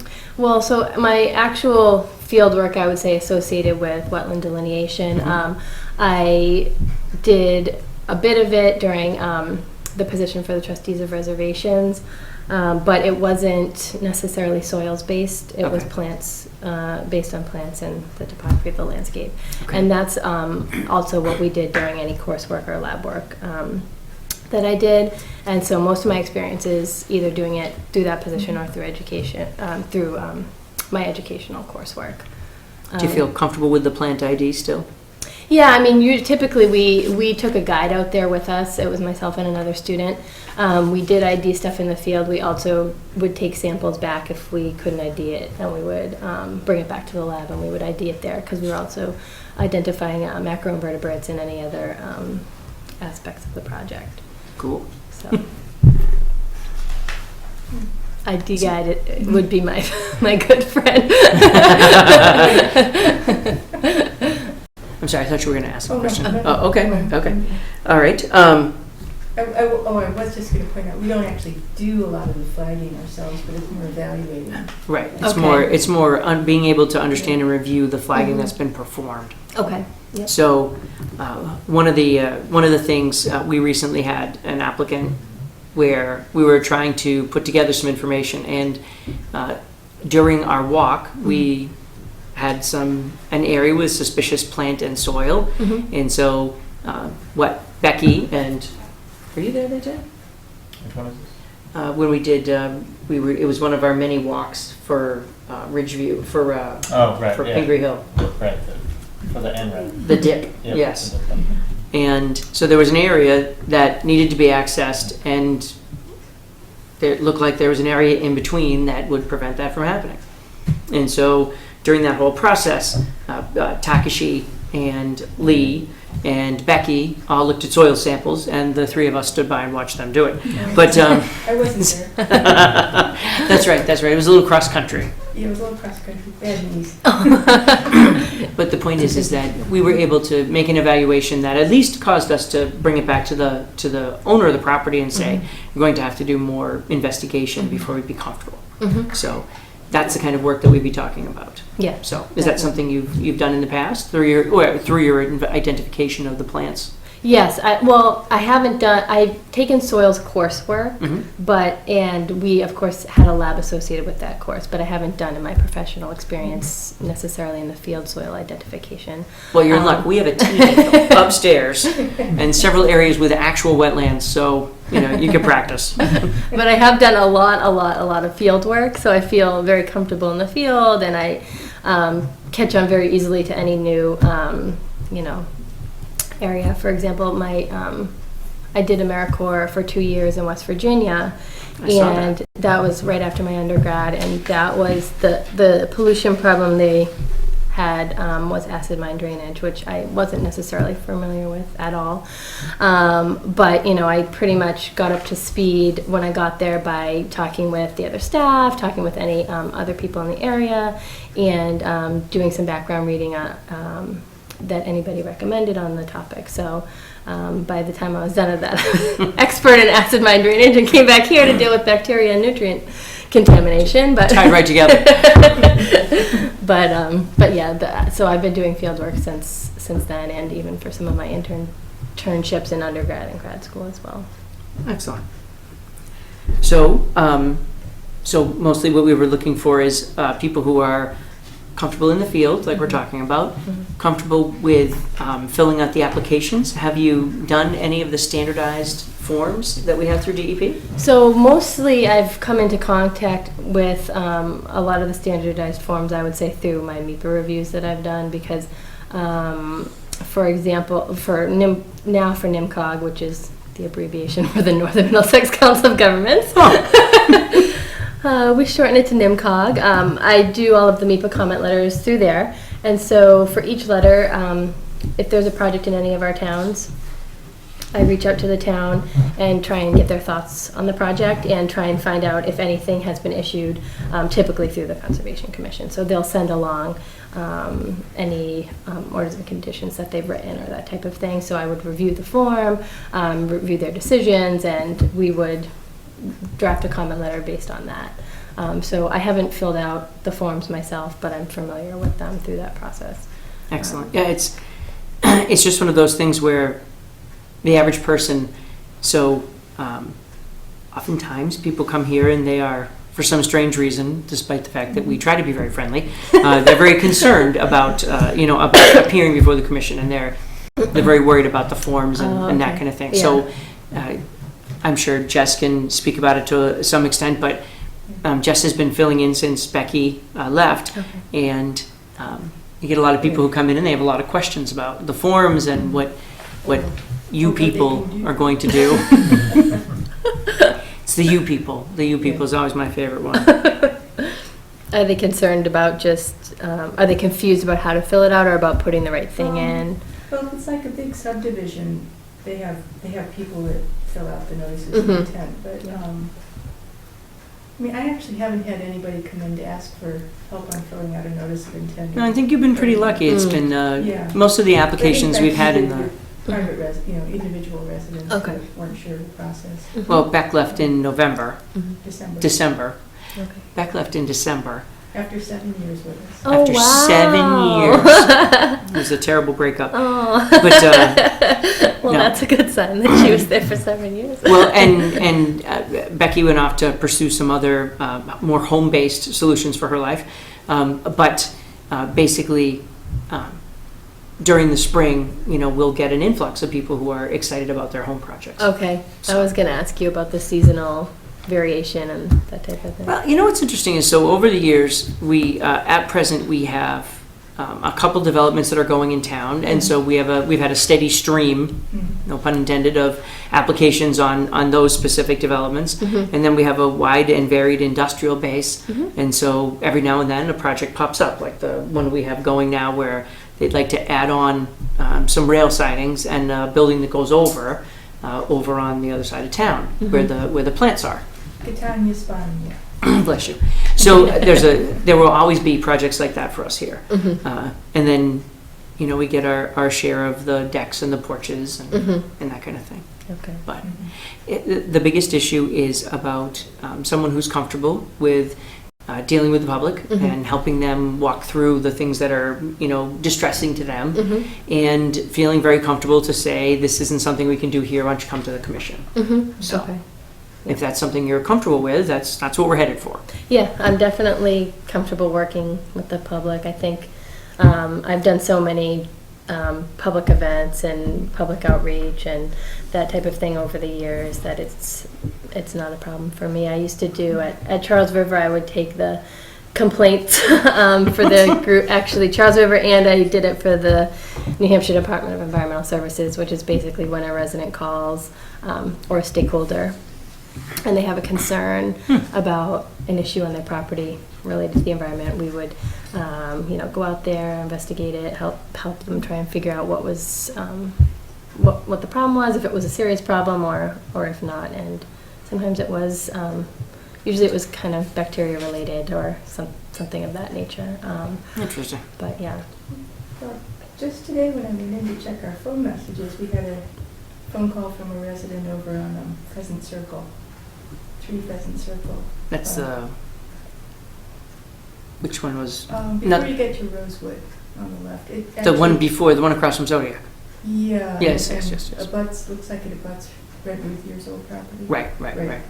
So, asking about weakened or downed the removal of weakened or downed trees on her property and the abutting property. So we get calls like that.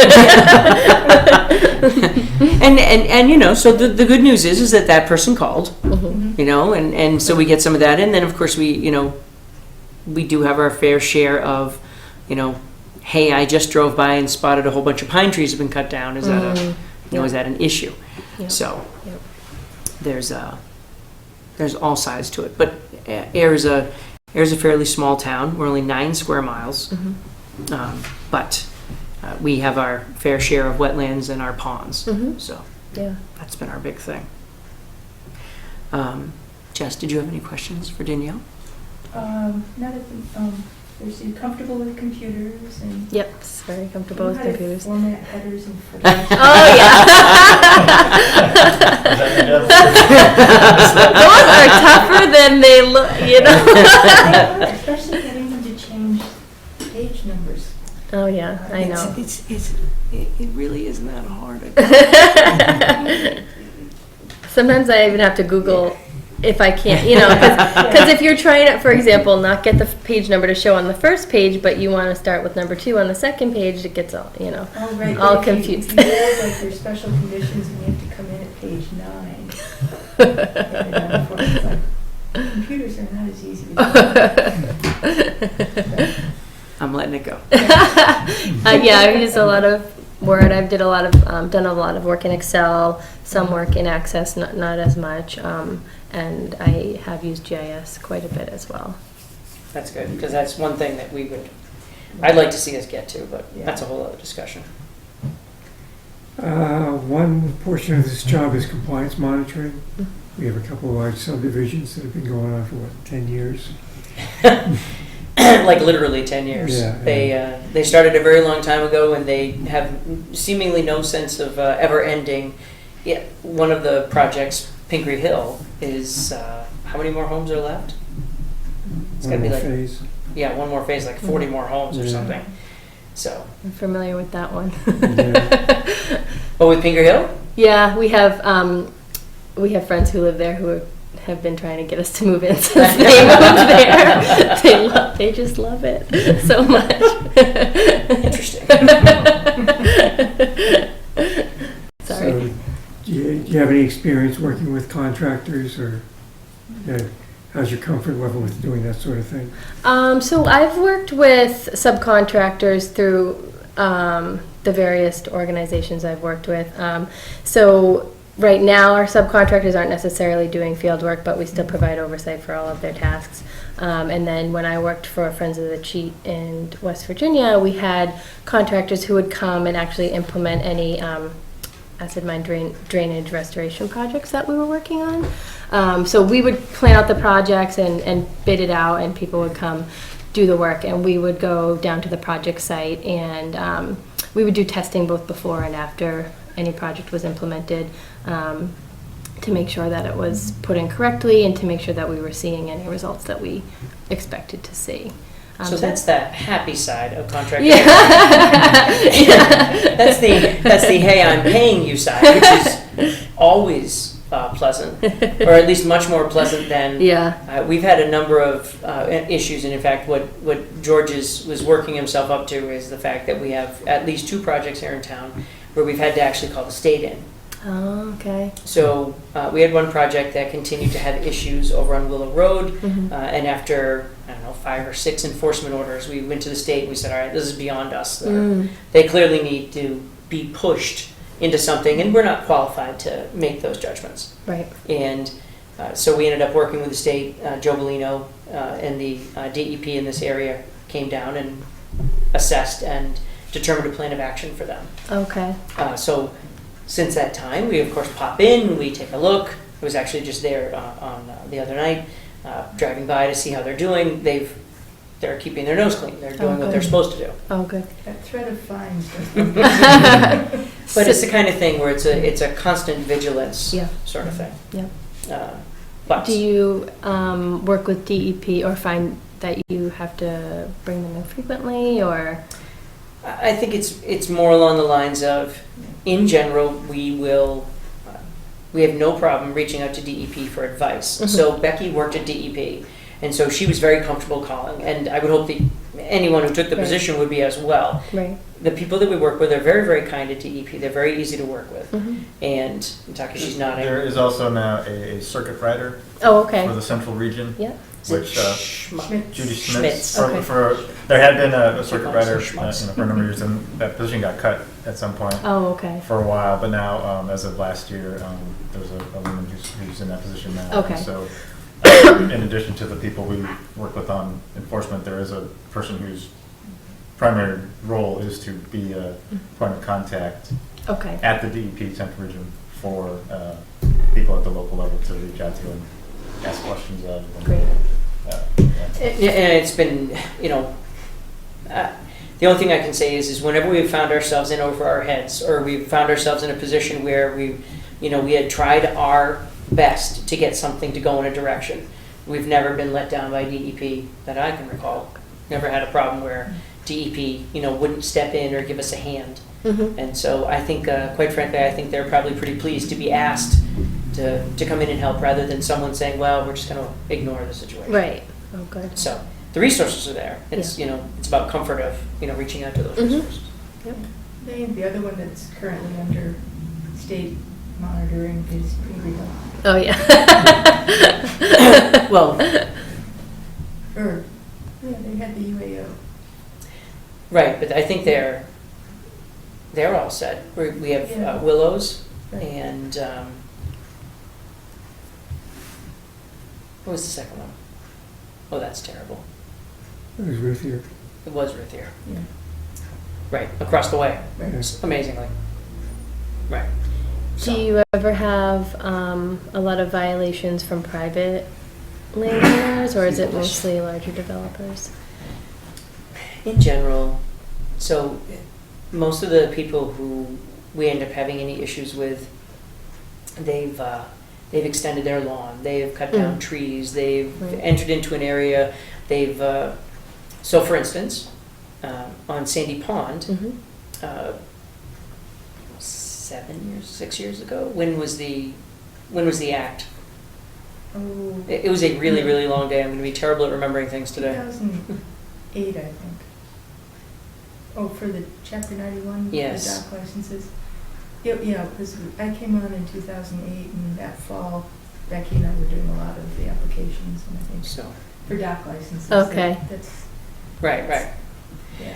So essentially, Chapter 91 was an act that was passed in the 1860s.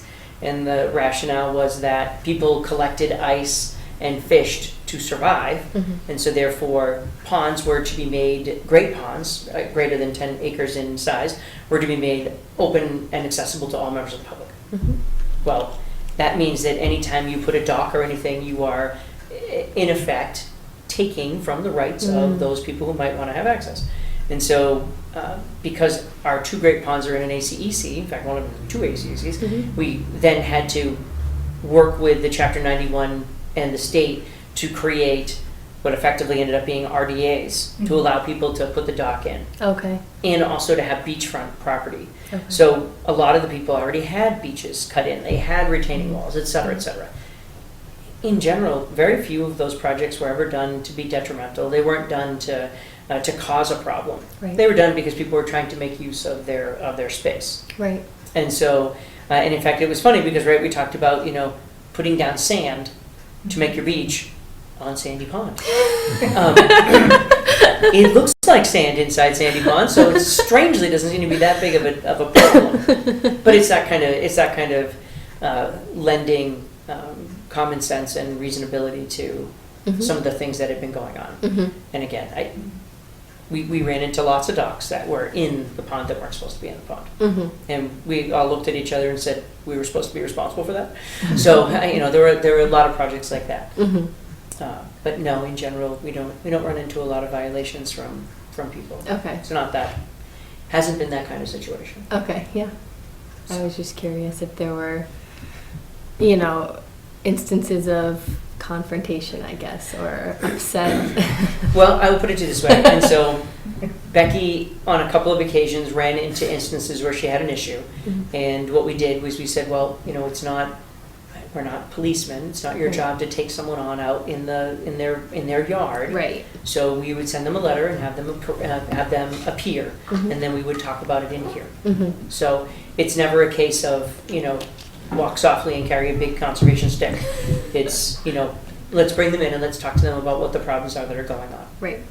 Clearly, if you saw someone openly doing something that was horrible to the environment, I would expect you to ask them to stop, or Right. I would expect you to call up and say, holy smokes, this is happening, or call the DEP, and there are all sorts of resources to get them down there. And in fact, the police department is very comfortable that way. If you call the police department and said, I'm with the Conservation Commission and I need this person to stop what they're doing, Right. I guarantee you would get some assistance. Yeah. So you would never be expected to be the confrontational person. That's my job. So far, so good. Do you have any questions, Dr. C? A couple questions. First of all, thanks for speaking to us. You mentioned that you felt pretty comfortable in the field in general, and that you're pretty comfortable with plants, but not so much with soils. There are resources available to all of us through the MACC, Massachusetts Association.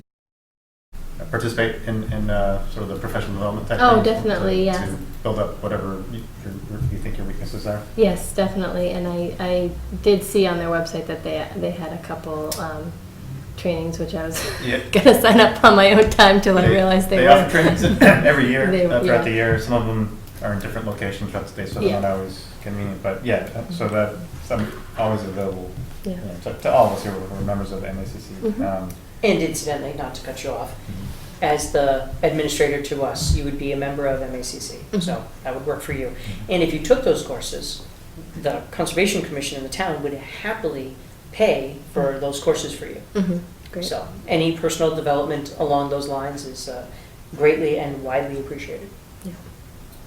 And just one more question. Obviously, you saw in the description that this is a part-time position, limited hours to some degree for what often amounts to a lot of hours of work. And so based on your resume, it appears that you do a lot of things. And so I don't question your time management capabilities, but can you speak to maybe some of your time management experiences? Sure, yeah. Since that's going to be something that you'll have to you'll be confronted with, given that it's such a limited number of hours. Yes, I've definitely had to step up my time management at this most recent position.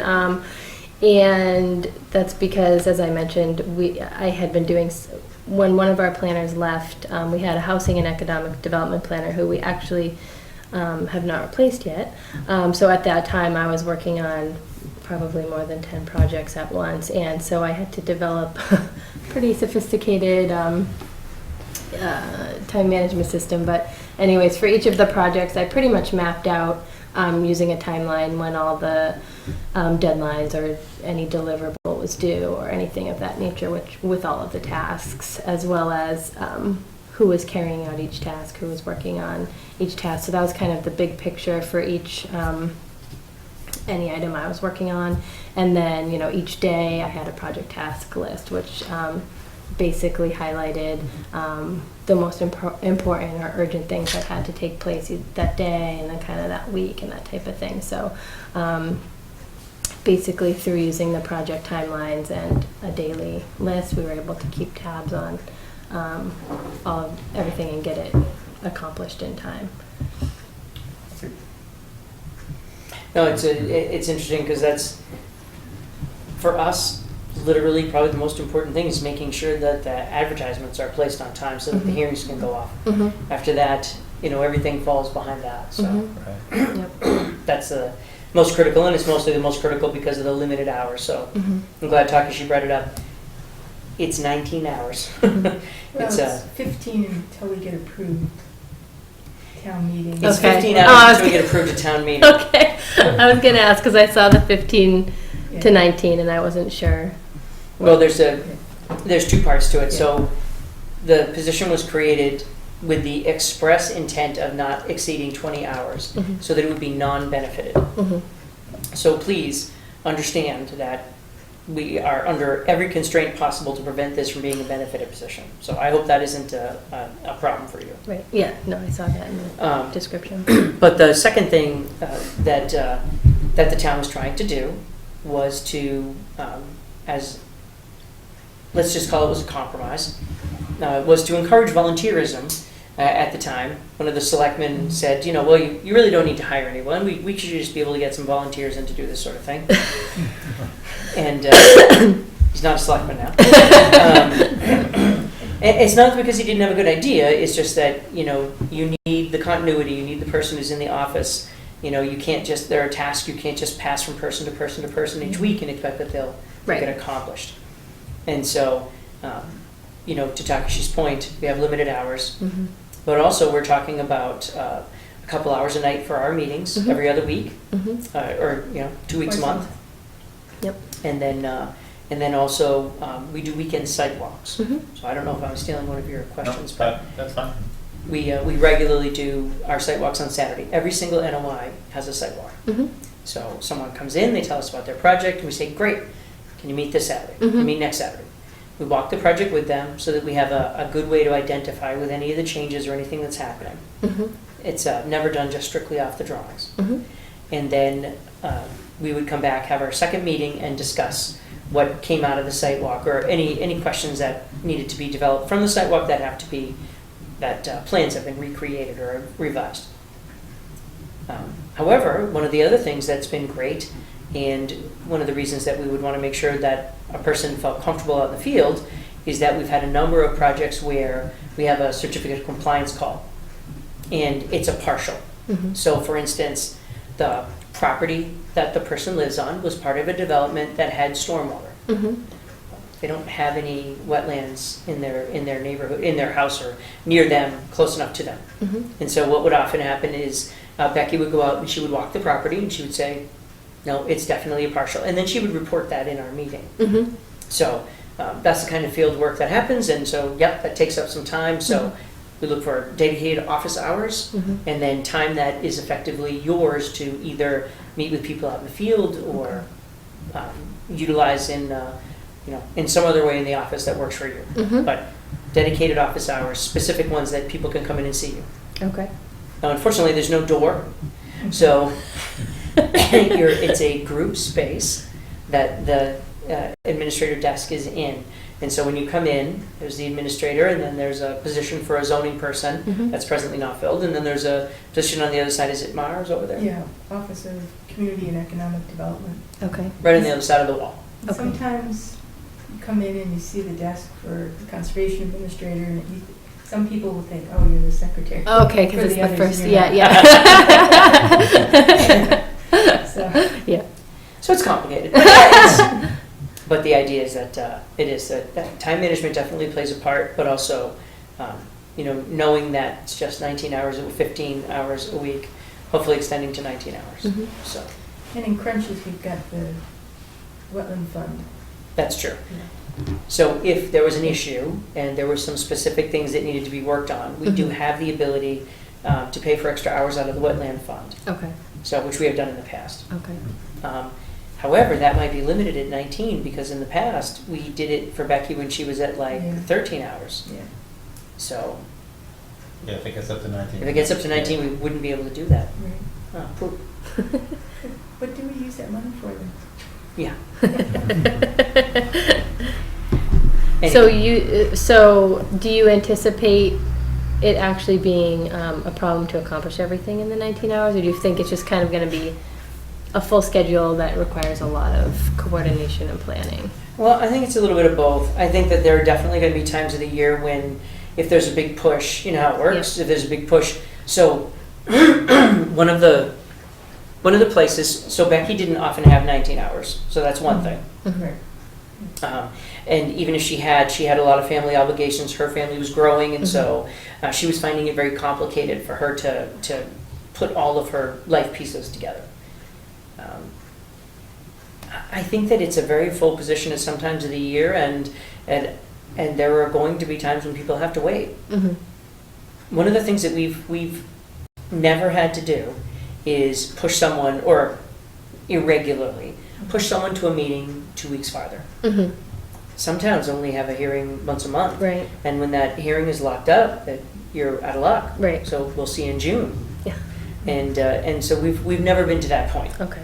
And that was one of the reasons we went to 2 meetings a month. Yeah. We didn't want to put people in a position where they would not be able to get it done. Mm-hmm. And obviously we're verbose, so we have to have time to talk. So I think that it's all doable. I think that there will be times when it will be uncomfortable, because you might have to tell someone that you're not going to get to it until you come back next week. Right. But that's a pretty respectable position to be in. Mm-hmm. And as long as you can say to that person, you know, you're next on my list. I'll be Right. back on Tuesday, and I look forward to talking to you after I get it done. Okay. That's, Yep. obviously, people, that's a hard thing to say to someone sometimes. Right. And sometimes someone will say to you, oh my gosh, this is, and you say, listen, I have to take things first come, first serve. Yep. And so you're next. Yep. Or you're not next.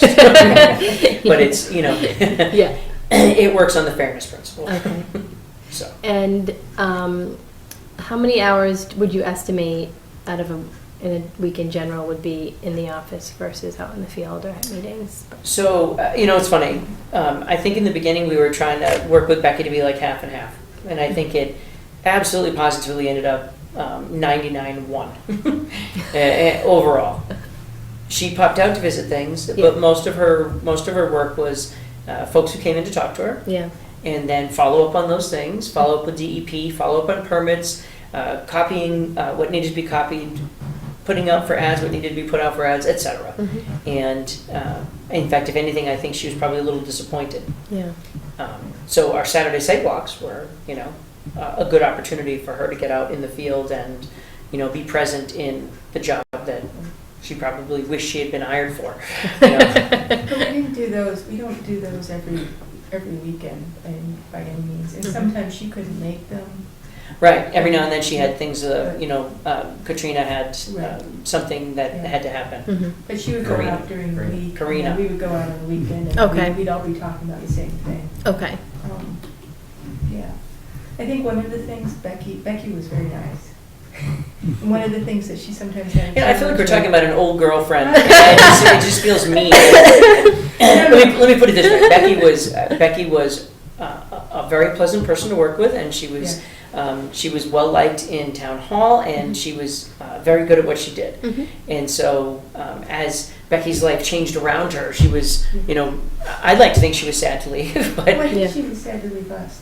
No, the point I was going to make was that she was sometimes too nice, in terms of she get people who would come in and then they would go on and on and on. And what she needed, I think I always used to encourage her, okay, after a certain point you have to say, no, they have to come in and talk to the whole commission. Because she wasn't Yeah. getting anywhere saying the Right. same thing 20 different times Right. to some people. And it's just like, so it's sometimes time management includes being really nice to residents, but also knowing how to channel them so that if it's going on and they're not going to listen to the person in that job, then it's, Yeah, you can firmly say you have to come in and speak to the commission. that's a good Right. point. It helps to be able to say, Yeah.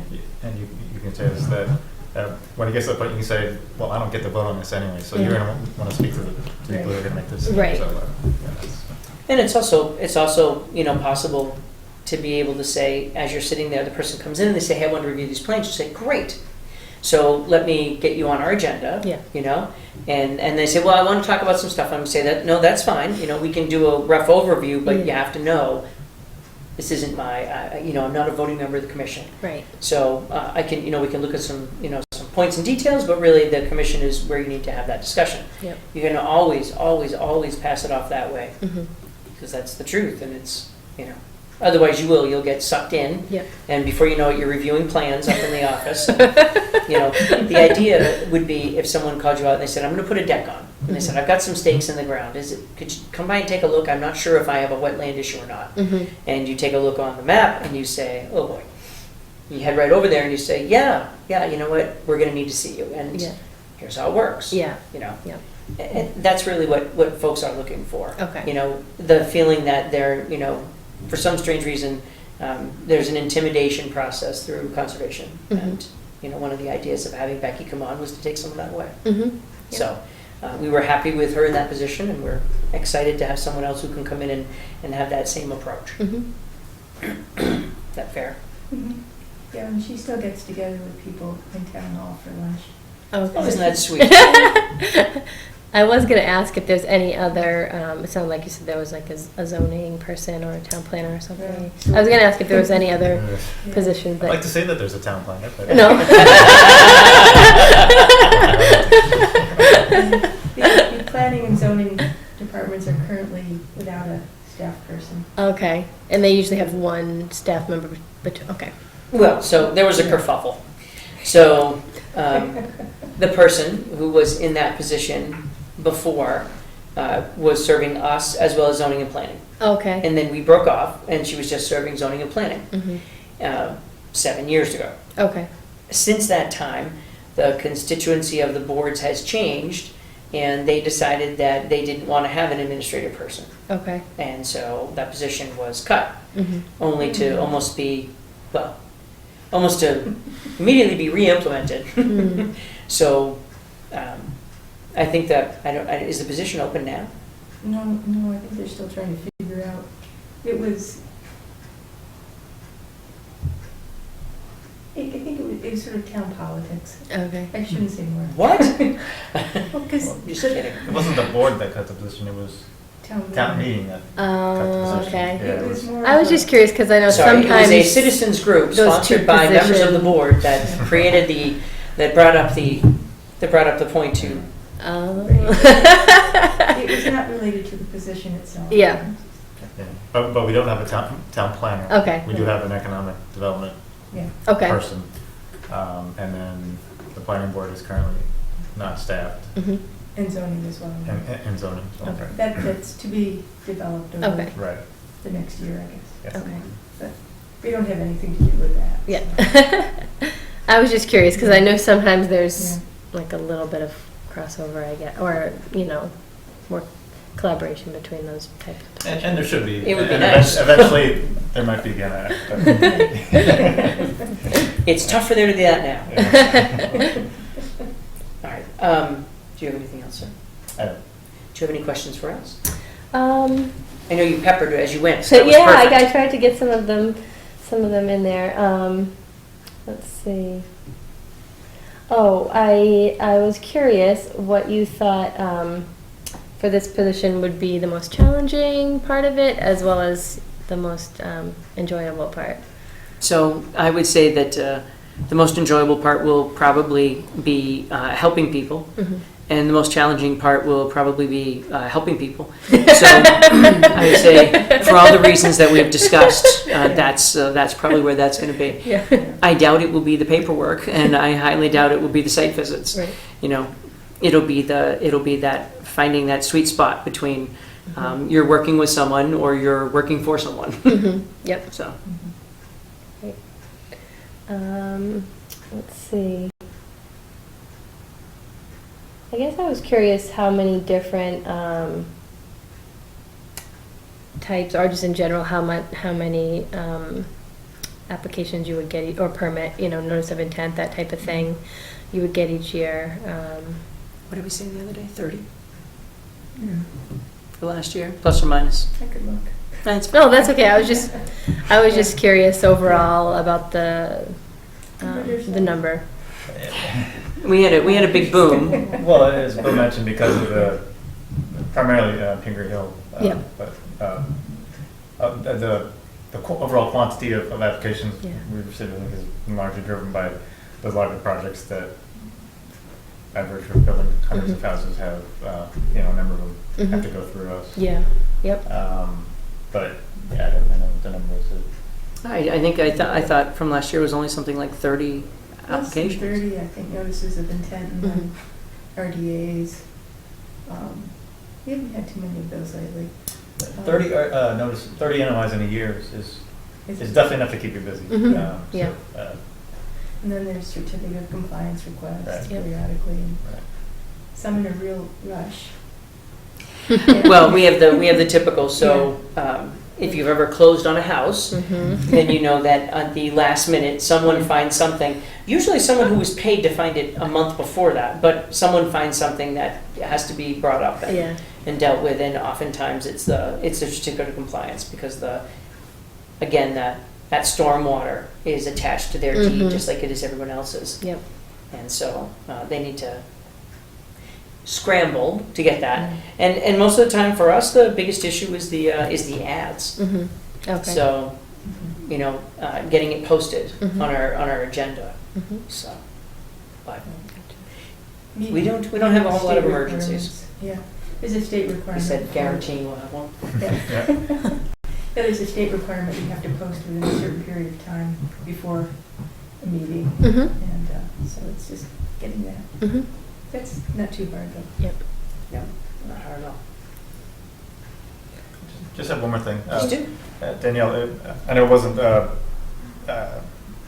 highlighted in our job description because it's not an essential component of the position, both in terms of the time as well as just the quantity of work. But there is a land management component to the Conservation Commission. We own one significant sort of contiguous piece of conservation land, Pine Meadow Pond. It's about 130 acres with some adjoining CR that we hold, I believe. And then there are a couple other CRs there's one other CR that I know we hold, and another one that I'm not sure what happened to it. Orion? Well, true, there's, yeah. So we do hold some CRs. Yeah. Again, land management is not a huge component of the job, but it would be at least some component of the job. And there's a Greenway committee that George and I and some other folks in town are part of that do sort of trail maintenance and kind of on the ground management. But it is something that will come up at various points. And just wanted to make you aware of that since it wasn't really highlighted. And Yep. It's Chainsaw tuning. Yeah, and all. and I think it's important, but Yeah. in the overall scheme of things, Yeah. it's relatively minor in terms of how much time we would expect you to devote to it. But Do you have an open space plan or? the open space plan is currently being updated. Okay. So there's a separate committee that was formed by the selectmen, Okay. the Open Space and Recreation Plan Committee. So that plan will hopefully be updated and finalized this year. Oh, So great. we'll have a plan on the books hopefully for the next 7 years. Okay. So that wouldn't be something that would come up until 7 years hence. But there might be some action items within that plan that would have to kind of be filtered through us. Yep. But Yeah, definitely. Great. that's it. Yeah, thank you. I always feel guilty during long interviews. Do you have many more questions? No, I was just gonna ask about your next steps or your timeline type of thing. So our hope was to put all this together and have a vote back in December. So we're just behind by a touch. My guess would be, so our next meeting is on May 14th. That's 3 weeks away. And so what I was actually going to recommend is that we have a special meeting to discuss this in between and be able to talk about it on the 14th. We received a number of applications. We've spoken now to 3 people like yourself, yourself included, I should say. And so I would feel very comfortable at this point saying that by the 14th we would know what we were going to do. Does that make sense to you? Yes. And along those lines, what's your availability? You mean for like a start time? To give, yeah. Yeah, I probably would just have to give 2 weeks notice type of thing. So that's. Integrity. So, no, that's, No. wonderful. So, if there isn't anything else, thank you very much for coming in. Thank you. Very Thank much you for appreciate having it. me. And we look forward to connecting with you on or about May 14th. That sounds great. Did you think you'd be doing like another round of interviews, or you're not? No, I think we've, In the past, has the Board of Selectmen wanted to review. interview or I don't hesitate to call it an interview, but at least I think there was a meet and greet Is that- with okay. Becky. Yeah, because they have to make the final appointment. right. Right. I think it's more perfunctory than anything. Okay. But yes, there would be, so our intention would be to have an opinion or a decision rather, let's go with the word decision, by May 14th. Okay. And then there's Recommendation to the Board of Selectmen. a recommendation, right, and then at that point, I don't have any feel for their first and third Tuesday. Yeah. Yeah, I think so. All right, so how do we Thank you. fall? At one point, I had to research. We were trying to make a workshop for town boards and committees, and I had to research every single board and their meeting nights and find the one night that I think it was the third or fourth. When there were 2 dates where if we had it, yeah, but it was or Friday nights, this huge chart. Oh yeah, no, it's, we run into it ourselves, and it's usually about who gets what room. We're very, very rigid about the second and fourth. And so in November, for example, the second meeting of the month is usually Thanksgiving. So please bring turnips. Becky's were good. No, what we've typically done is we revise November and December to fit around the major, let's call them bank holidays. So interestingly enough, if our meeting is on the 14th, the Board of Selectmen meeting would be on the 19th. So maybe we could request from the Board of Selectmen that, well, I don't know if that's a safe bet either. Well, I'll talk to Robert. Okay. See if we can reserve some space. So. Okay. Thank Well, you. Thank you very much. Have a Thank great you for night. having me. Sorry about the confusion. I didn't know if you still had stuff on your agenda, so I was kind of waiting. We I have heard a it little get really bit. quiet, and I thought, okay, I should. Well, we've got 30 minutes of trying to make sure we pronounce Mucciaroni right. Oh, yeah. Mucciaroni, right? Mucciaroni. Mucciaroni? Oh, no, that's never going to work. I know, it's always That's never going to work. Well, just is the he? first name's fine. Well, I guess the important part. So you're keeping him because I'm just. You have a maiden name you want to revert to? I was Adams.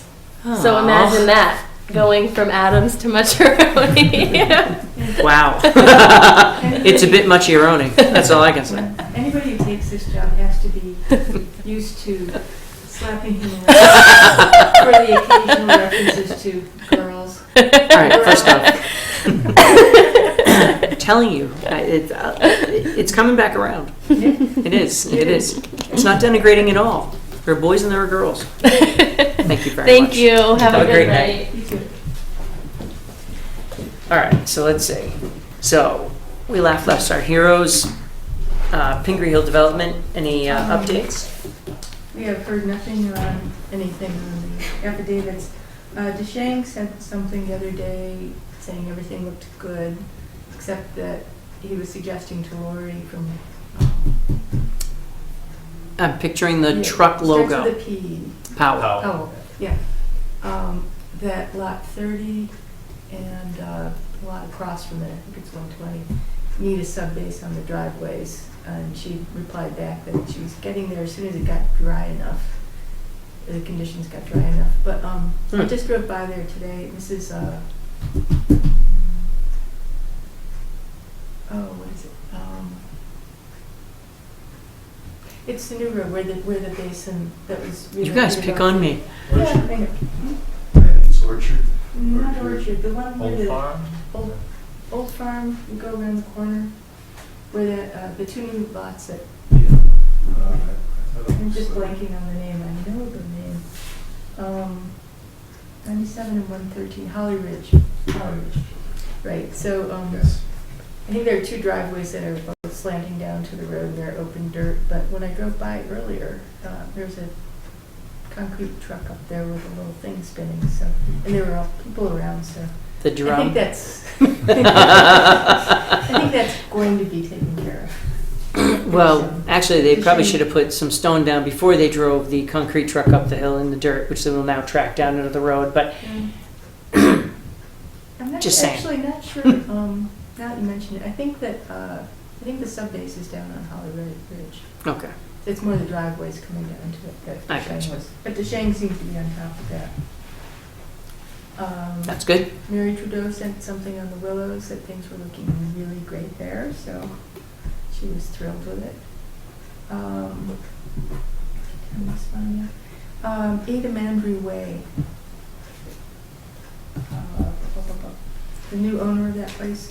Becky apparently had walked around the place with him before he bought it last year. Where's Okay. Andrew Way? It's over by, it's off of Groton School Road Oh, yeah. on the left. It's one of Is the, that the last one before? yes, one of the carpenter. Yeah, yeah, It's okay. the one with the fellow we had with the deck and the posts. And we said, this doesn't seem like enough posts. And he said, yeah, I didn't want to tell you about them all. I thought you'd be upset about all the holes I'd have to dig. That was Andrew Way. Okay. Don't know if you remember that. I don't think so. So this Oh, yeah. guy, I'll never forget that. so this guy knows that there's a no-build area beyond the dashed line on his plans. He wants to figure out what he can do things right. Oh, yeah, this is the one down the end. Right. Yes, yes, yes. So, there are slopes down on the side and the back of the house. He said, it looks like brush has been cleared there in the past.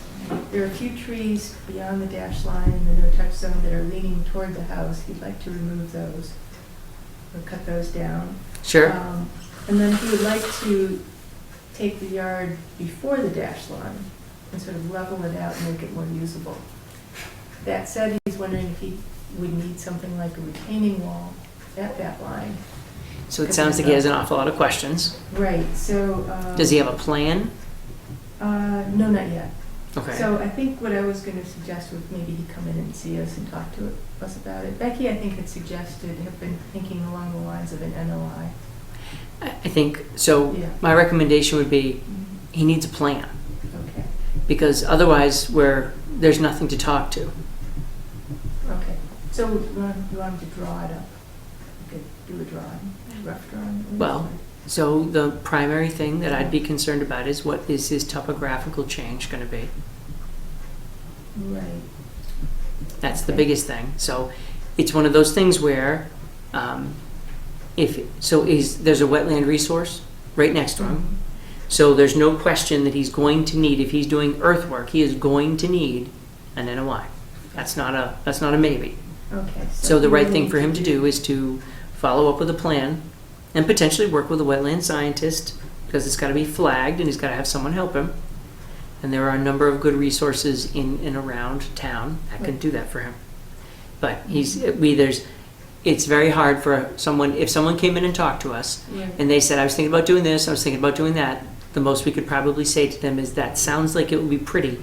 Can't wait to see the plan, because we can't speak to or give opinions about the things they're asking, Right.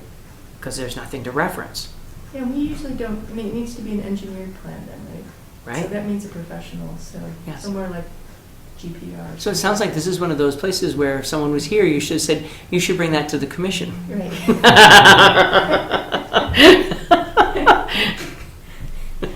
Okay, Just- so I shall tell him he needs a professional plan. He needs a professional plan, and potentially, again, he needs the help of a wetland scientist, Right. because someone has to flag it for him. Okay.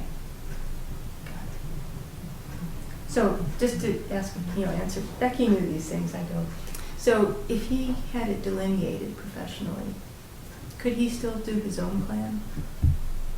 Well, he probably can, but he'd probably need to be a CAD person, because the Okay. plan has to show us the topography. Or, His engineer will be able to explain this to him. The plan has to be able to show us his topography, because quite frankly, there is no plan unless we know what he's doing with the soil, etc. okay. when you said cut the trees, it doesn't need a plan. Right. When you said, what was the second Well, one? he wants to bring in some dirt and level, That one was That needs a that's plan. the, he Yeah. needs a plan. and whether he needs a retaining wall for a drop off into the That's a plan. no-touch area. Never mind the fact that doing a retaining wall is not as simple as, you know, throwing it out of the back of the car. Although he did say retaining wall or something, depending on what. So he needs a plan. Right, okay. Got it. 3 Pheasant Circle. Yes, that's driving me nuts. So that's not Ruth Ears, it's the property next, it's not the property to the left of Ruth Ears, it's the property to the right. Yeah, and I did bring the plan, Canny, isn't it? yeah, Kenny's did that, yeah. Yeah. Well, no, then you keep saying circle, this is Pheasant Run. That was Candy. Oh, God, did I do that? That's okay. You were saying Pheasant Circle, and I was thinking that it was the one that's to the right. Yeah, but no, Remember, who was the lady? She was on the zoning board okay. or planning board. Who was the lady who was on the planning This is board? why it'd be good if we hired somebody. I can't remember her name. Which one? If I can remember her name, I'd tell you. She. So if this is Ruth Ear's house, Yeah. right? So Pheasant Run came in this Oh, way. Pat, Pat. yeah, She lived down there. That's a street. yeah. That's not a driveway. I thought that was Pheasant Circle. When you said Pheasant Circle, I thought that was it. I don't know. I knew this was Pheasant Run. Or isn't it Pheasant Lane? Pheasant Lane is the mall. You know, you're absolutely right. Okay. But it does make you want a churro, doesn't it? Okay, in a small town like Ayer, you should have an embargo on multiple, like pheasants at the beginning of your street. Yeah, and streets that all start with H. Okay. So we take Hemlock then. Streets that start with planks. That Yes. Start with H. Streets named after planks that start with H. There should be rules. There should be rules. So from here,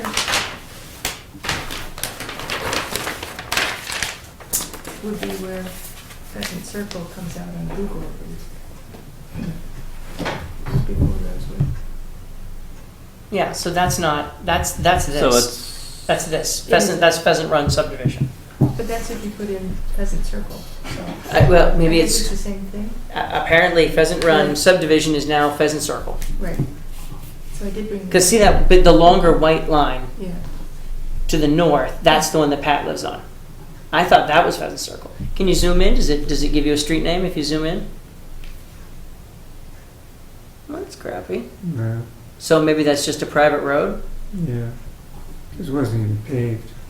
No, Mhm. I just thought that was Pheasant Circle. When you said it. Okay.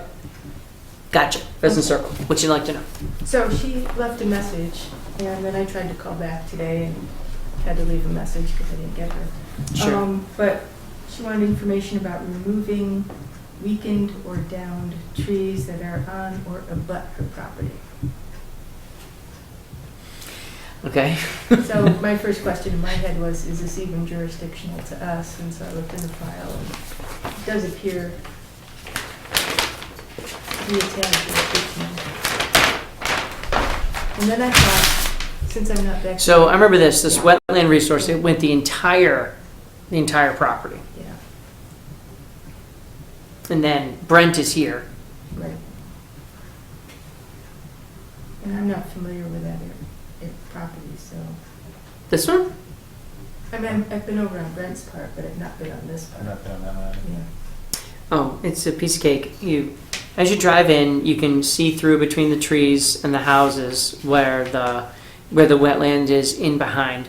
Up here, you kind of lose it because it's a little bit more of a steep Is drop it just off. the wetland or does James Brook go through there? Because Was I it a thought brook James there? Brook came out right at Brent. Underneath the Yeah. underneath the road there. Yeah. Right, comes this way and then comes through Yeah. here. But it's diluted. It's not. There's not a stream shape through that area. Gotcha. Not that I remember. Not when we I walked in. don't remember. This is right about here is where that piece of plywood was with the skunk. That's terrifying. So she wants to know about whose trees she can cut down that don't belong to her. Right, I see. or weaken trees or down trees, yeah, so question is, what should I tell her? What you should tell her is that,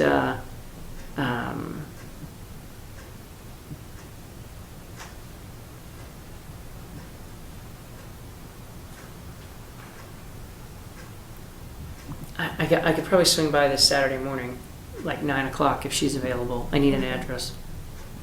3 Pheasant Circle, Tree? tree.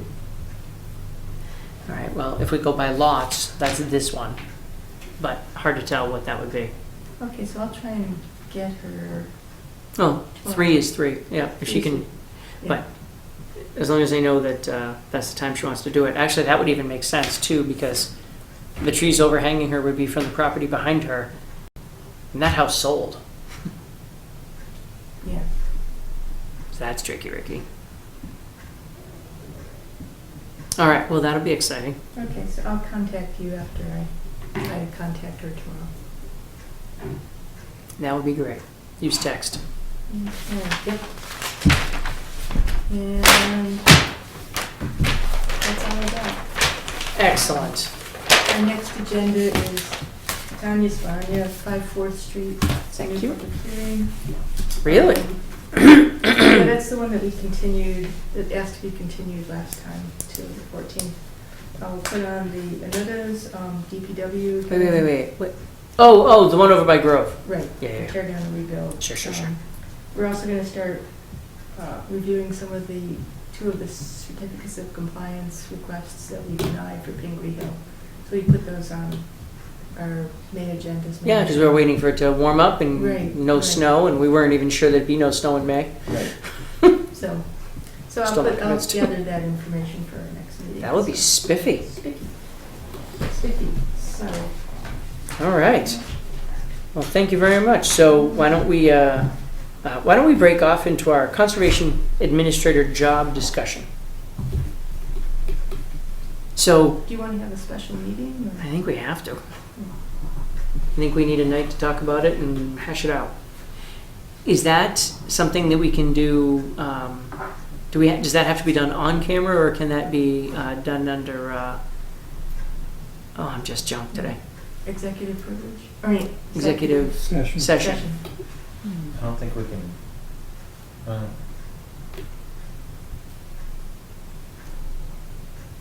I'm not sure. question for Robert. Sadly, I mean, I think that's. You know, always booked a little room.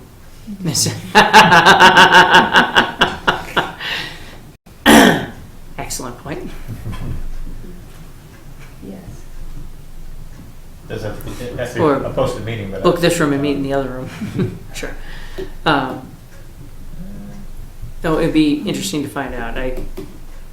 Just seems like we would be talking about things that were, well, I guess I don't know.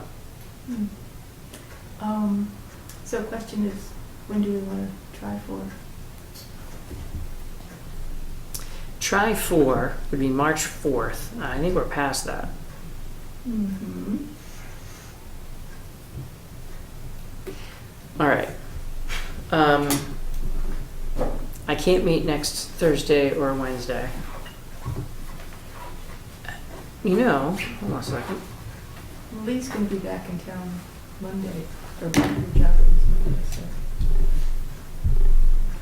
So let's see. Yeah, but she forfeited her rights.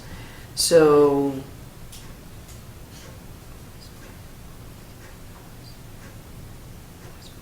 I have no boys on the 4th. Would you be available on the evening of the 4th? Is that an actual still flip phone? Would you be available on the meeting of the 4th? What day of the week is that? Monday. Monday. My availability will depend on how quickly the Groton Town annual town meeting proceeds. Oh. The one's on the 27th, this coming Monday. Okay. If it gets continued, it will get continued to the next Monday, which would be that. You're kidding. I'm not kidding. Well, is this going to be impacted by all the little political turmoil in Groton these days? Well, possibly. It's not little. Somebody's going to make a motion to limit discussion to 3 minutes before will help immensely, but, And then there'll be a 20-minute discussion on so that. I won't know for sure until, after. That night. This Monday, this coming meeting. Okay, well, so that makes it sound like Monday's not a I spectacular. would say given conditions in Groton right now, that wouldn't be a good thing. All right, well, what time is town meeting? 7? Correct. Could you do 6:30? No, we work, Just right up to the very well, end. we work 8 to 7 on Mondays. I got you. On Mondays where there's a town meeting, they Sure. usually give us an hour, so, I'm Well- gonna say no. No. I'm glad. I'd rather we do this now. How about the 6th, Wednesday? Is there, CPC? Yes, CPC. Yeah. Sorry. So you've met 3 times this year, and now it's on that night. Right. That's the first Wednesday. Well, what time is your meeting on that night? 6. 6. So we'll meet at 7. Yeah, we could. Do you think you can be done? I could step out and meet at that point anyway. Well, do you think you'd be close? I don't think we've got anything big on our agenda. Has Janet come back? Does Janet come back for these? Yeah. Okay. Oh, yeah, it's her lifeline. Good. Yeah. Okay. Um, I only say that because otherwise what'll end up happening is we'll keep pushing and then we're doomed. Right. So I have the boys that night, but I can make half an hour, 10 minutes of discussion Mm-hmm. per candidate, period. Yeah, right. Well, it's easy. Lee only has information on 2 of them. So, she's the chatterbox. So, what do we say to 7 o'clock on the 6th? Joanne? Excellent. I'll try and get the little room. Well, just so we don't take up We have space a- from anyone else. Well, Yeah. I'm sure CPC would be in here. Yeah, so we can get the little room. And do we want to check any references beforehand? Or do you want to check any references beforehand, Bill? Is that that's something you were hoping to do? Well, I don't think I'd be a good one to make those calls. I'm wussy, as we know. And woefully inexperienced with that. We will,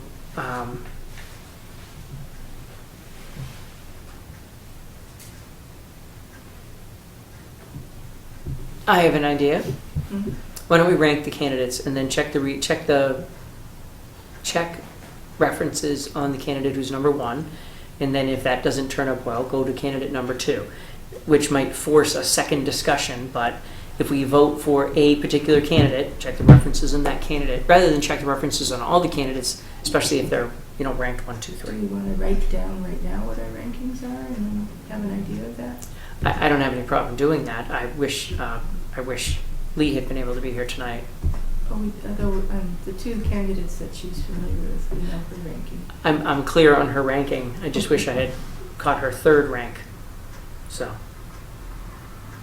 I'm never usually comfortable with the word rank. Well, I would just point out if by any chance 4 of us were unanimous on current rankings, then That's an excellent point. Okay.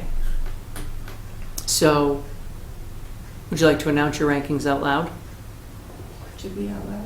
I don't know. Would you prefer to do it with secret ballot? George? Procedural? He's our procedural guru. What are we gonna do after we've, I would put them in a quick tap table that I would put right here. So, First Lady was Alyssa? Elise? Alyssa?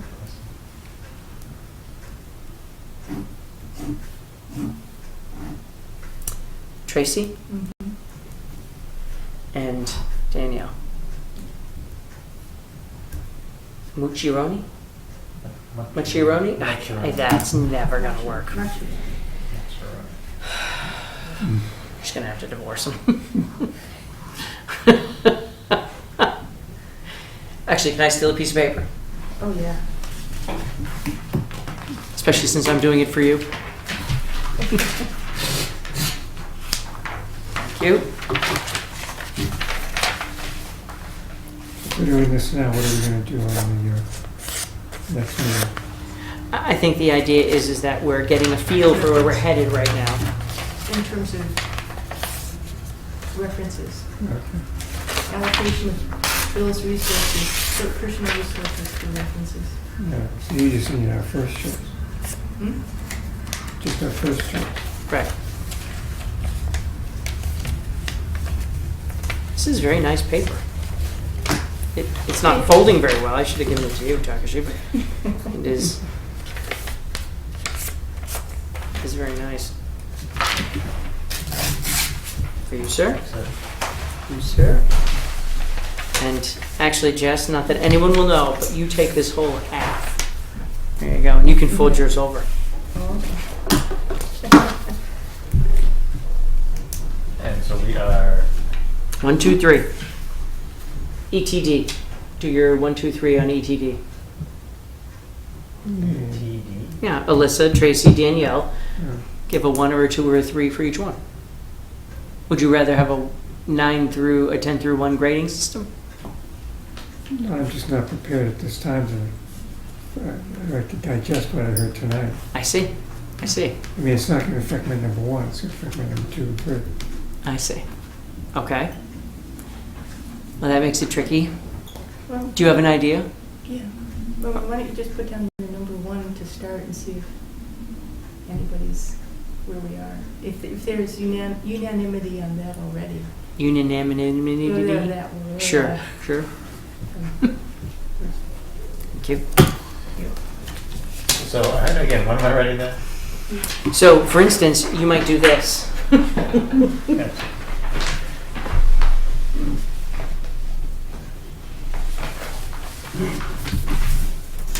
Let you keep it. Is it 1 S or 2 S's in the list? That's your number 1? Yes. Excellent.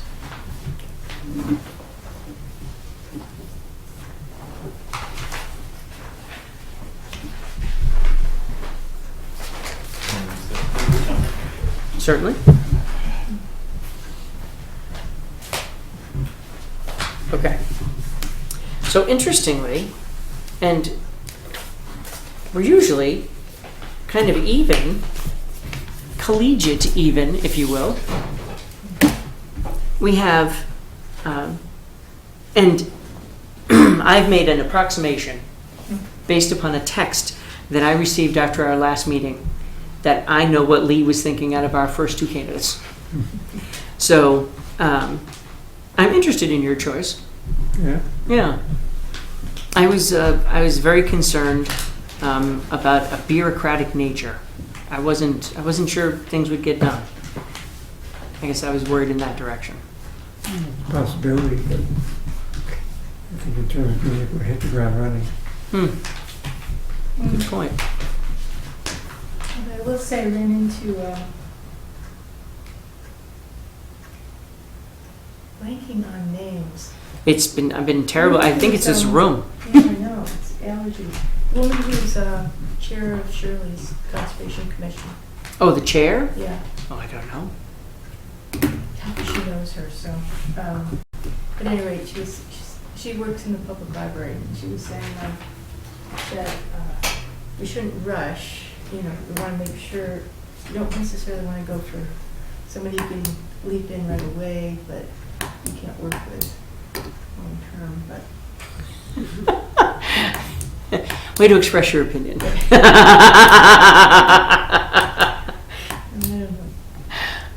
I'll put it this way. Right now, we have 3 people who have all voted for Danielle, 1 who has voted for Tracy, and 1 who, by virtue of the fact that she voted against one person, would have voted for Alyssa.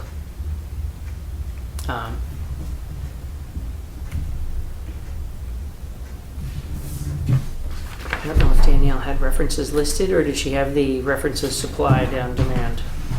I don't think any of them listed.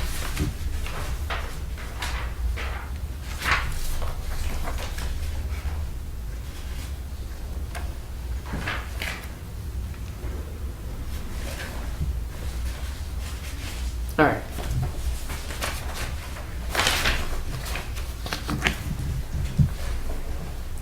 Probably gonna have to recommend that she change her Gmail address, it's just too long. So, this is where we ended up with our brief poll. And as I said to George and Jess, we have 3 1s for this person. We have 1 1 for this person. And then this was passed on to me after the meeting in a text message. So, but unfortunately that person didn't have a chance to see the other person. So, I am comfortable reaching out to Danielle by email and asking her for references prior to our next meeting, if that makes sense. Anybody? Okay. Oh, outside. All right. You covered office updates. CPC, you meet next week. Stormwater, no one is here. Pond and dam, no one is there. Anything for the Green Way? Must be in trail management soon. Nobody's stepped up on that. So check. All right. Open space and recreation plan. Haven't heard anything Oh. new, but maybe our spy could, hasn't heard anything new. Okay. All right. Then based on that, I would take member updates. Jess? No. Jorge? This is our last meeting before town meeting. Is there Oh. anything we need to discuss Oh, or prepare? oh, George, you had sent an email around about maybe the need to have somebody very verbose. When is town meeting? 12. To speak in terms of our budget. Yeah. We have the 3rd largest budget increase.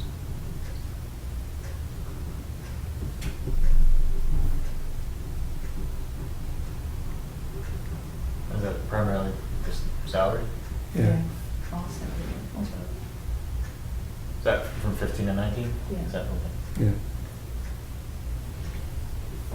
But interestingly, it was the Board of Selectmen and the Finance Committee were ahead of us. I don't know what they're doing. Ahead of us in the order? Hmm? When you say they're ahead of us? Yeah, in terms of size of increase. Oh.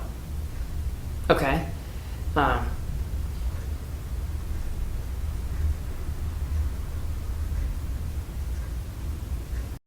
So we said 14th, 12, 12th. Sure. Monday. That's a Tuesday. 11. Maybe. That's what I said. Well, there you go. Okay. Town meeting, 10 p.m. I'm just sitting the end time. Okay, great.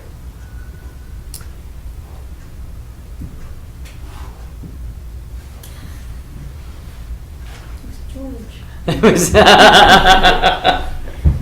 sure it was. I think the only thing to discuss is the idea that we worked with 13 hours for a long time and it was very hard and that person wasn't able to do it. And one of the only ways to garner a good candidate is to offer them hours so that they can actually do something with their time. And so that's a primary consideration. So, we can legitimately talk about how pretty much everyone has talked about the hours and, so it's not a... I don't know if it matters, but we could also say that 19 hours would be consistent with Shirley, which has been the same structure. 19 hours, yeah. Well, I think at 13 hours, we're really fitting a budget. We were really fitting hours around a budget. But exactly. As opposed to having a plan. Exactly. We were accepting what we were able to get. Right. And happy, by the way, to accept what we were able to Right. get. Yep. So, all right. I'm not worried about it. Okay. Any other updates? Mission accomplished. I won't talk. You, sir? I attended the UMass Keystone training. Yeah. Weekend. How was It's that? awesome. It's really good. Definitely recommend it for anyone.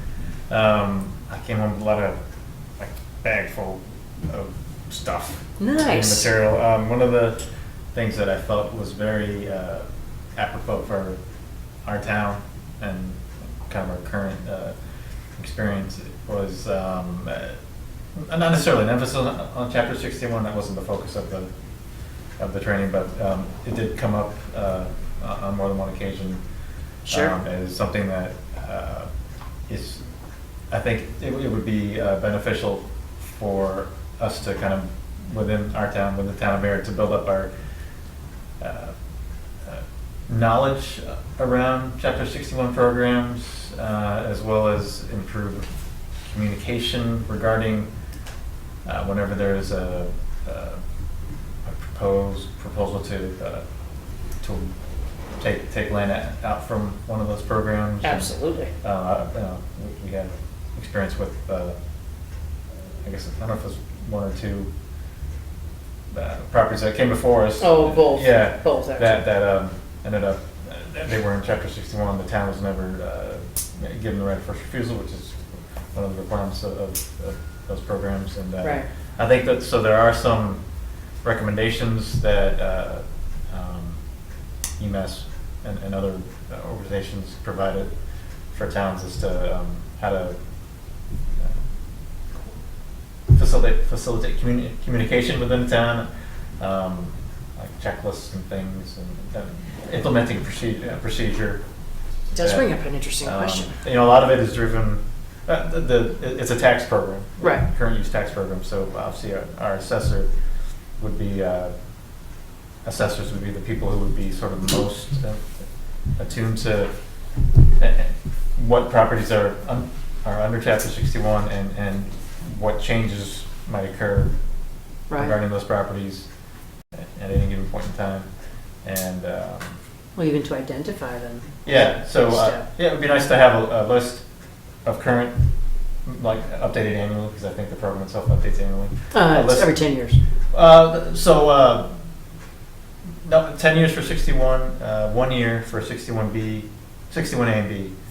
So, Oh, right, if you have the. but the assessors will update their, records yearly, or they should be doing that every year for all properties, not just 61. So, I think the requirement's every couple of years, right?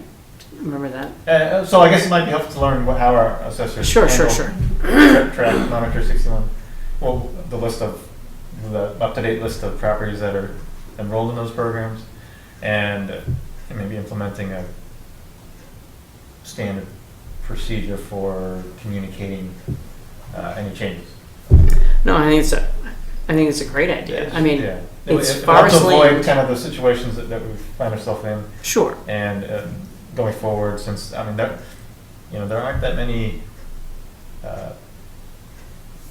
There's a small town. There's not that much land left, and so it would be nice to know Not of the forest land. right? Of the forest land that does exist. What's the current status of it? Well, it would certainly be interesting, right, for us to consider and literally say, someone comes before us and I talk about being on a parcel, and we check it against our 61A parcels. Right. Yeah. Right. Exactly. It could Right be off as the simple as bat. that. I think that would go a long way to. And it would be helpful too, because, so, I don't know, did you guys talk about partial, on a parcel? So, for Let's talk instance, about it. so Yeah, yes. if you had, you Right. had 100 acres, Yeah. Not all of it has to be enrolled. it doesn't, no, Right. you can keep out the area where the house and the barn and the Sure. driveway are, you can keep that out. Absolutely. Yeah. Yeah. And so that was one thing that just seemed very relevant to what's going on in Ayer. And then the other thing that I'm going to think about, because I don't really know if the land that we own really has any potential, but sustainable forestry as a way of improving the overall health of a piece of forested land. That's something that that we might want to consider at some point. I know that our particular conservation area, at least on the surface, doesn't have great potential for forestry because of the limited access. There's not really a great way to get in and out for at least a conventional type of. Logging equipment. Yeah, right. Well, it's interesting you But, say that. Something to consider. I know that on the piece that's owned by the Run Gun Club, they did logging on it within the last 5 years, I think.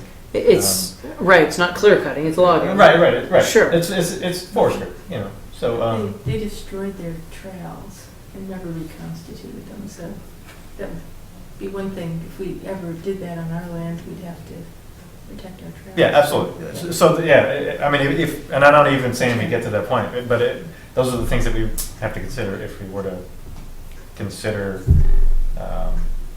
the possibility of forestry on our property. But, Did you meet any good foresters, local foresters, or did that come up? the foresters that we met who were helped kind of participate in the program were based in the western part of the state. But Sure. the town of Groton has a townwide forestry policy, townwide forest stewardship plan, and they also have implemented forest stewardship plans for specific properties, 2 of which have been harvested, logged. So the town hired the services of a consultant forester Interesting. to help them with that process. So That's pretty exciting. yeah. So again, I'm not ready to propose anything, but it's something to consider.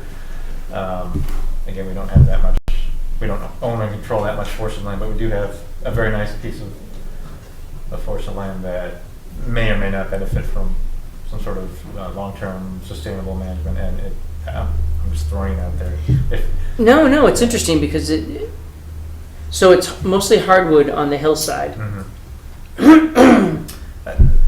The other thing I would mention is that potentially, that could be a source of revenue Sure. for Programs or other purchases, Yeah, other land purchases. Right. So No. I would be, it's always a tough sell selling the public on changing, a piece of land that a lot of people use and enjoy and like in its current state, myself included. So there would be a lot of public outreach involved if we ever even got to that point. But it's just something that I kind of thinking about and. no, I think you're, To maybe lay out sort of a preliminary sort of plan. What do you guys think? I think you're on the right track. So there are 2 things to think about, right? So in my mind, the first one is it a property that should be logged? Right. And so will logging make, Sure. is logging a Include. healthy thing Yeah, for the right, property? right. Right. And then the second one is along that same line, is it going to change the way the property feels to the people who come there? I think that's a little tougher. Yeah. Well, the answer to the second question is almost always yes, but. But at the same time, like, right, we're not talking about, well, there was a beautiful meadow surrounded by trees, and we cut all the trees down to one side, right? Right. Which, Yeah, we don't have that. not talking about that. Right. We're talking about a wooded forest that would suddenly be slightly less wooded, Exactly. Yeah. so. Or wooded in a slight. Right. Yeah. So, no, I think that's a very exciting idea. Where, did you say, was it in Shutesbury? Petersham at the Harvard University Research Forest. Petersham. Petersham. I heard it pronounced many different ways. I'm warning you. So, we had a discussion about this. One of the people went out to look at a site out there and called up and said, so I'm coming out to Petersham, and they're like, Petersham. They were cool to the person on the phone. It's funny. Every time that... It's a hard one, I guess, maybe except for the locals who, say it the way that it should be said. Emphatically. Everyone else who says it, there's a noticeable slowing down of the diction, because they're thinking about, wait, am I going to say this right? So I would have said Petersham. Petersham or Petersham? Petersham. My grandmother used to pronounce it Peterzam. She actually made it a Z. And, she was a New Salem girl. Who's going to argue with her, so. Anyway, out west. Yeah. So. Well, it sounds really fascinating, and I was very jealous. Very good program, I would highly encourage. Interesting. Good food, too. That's really what counts. Yeah. On that note, since I don't know what I didn't need. Motion to adjourn. So, Second. All in favor say aye. uh, Aye.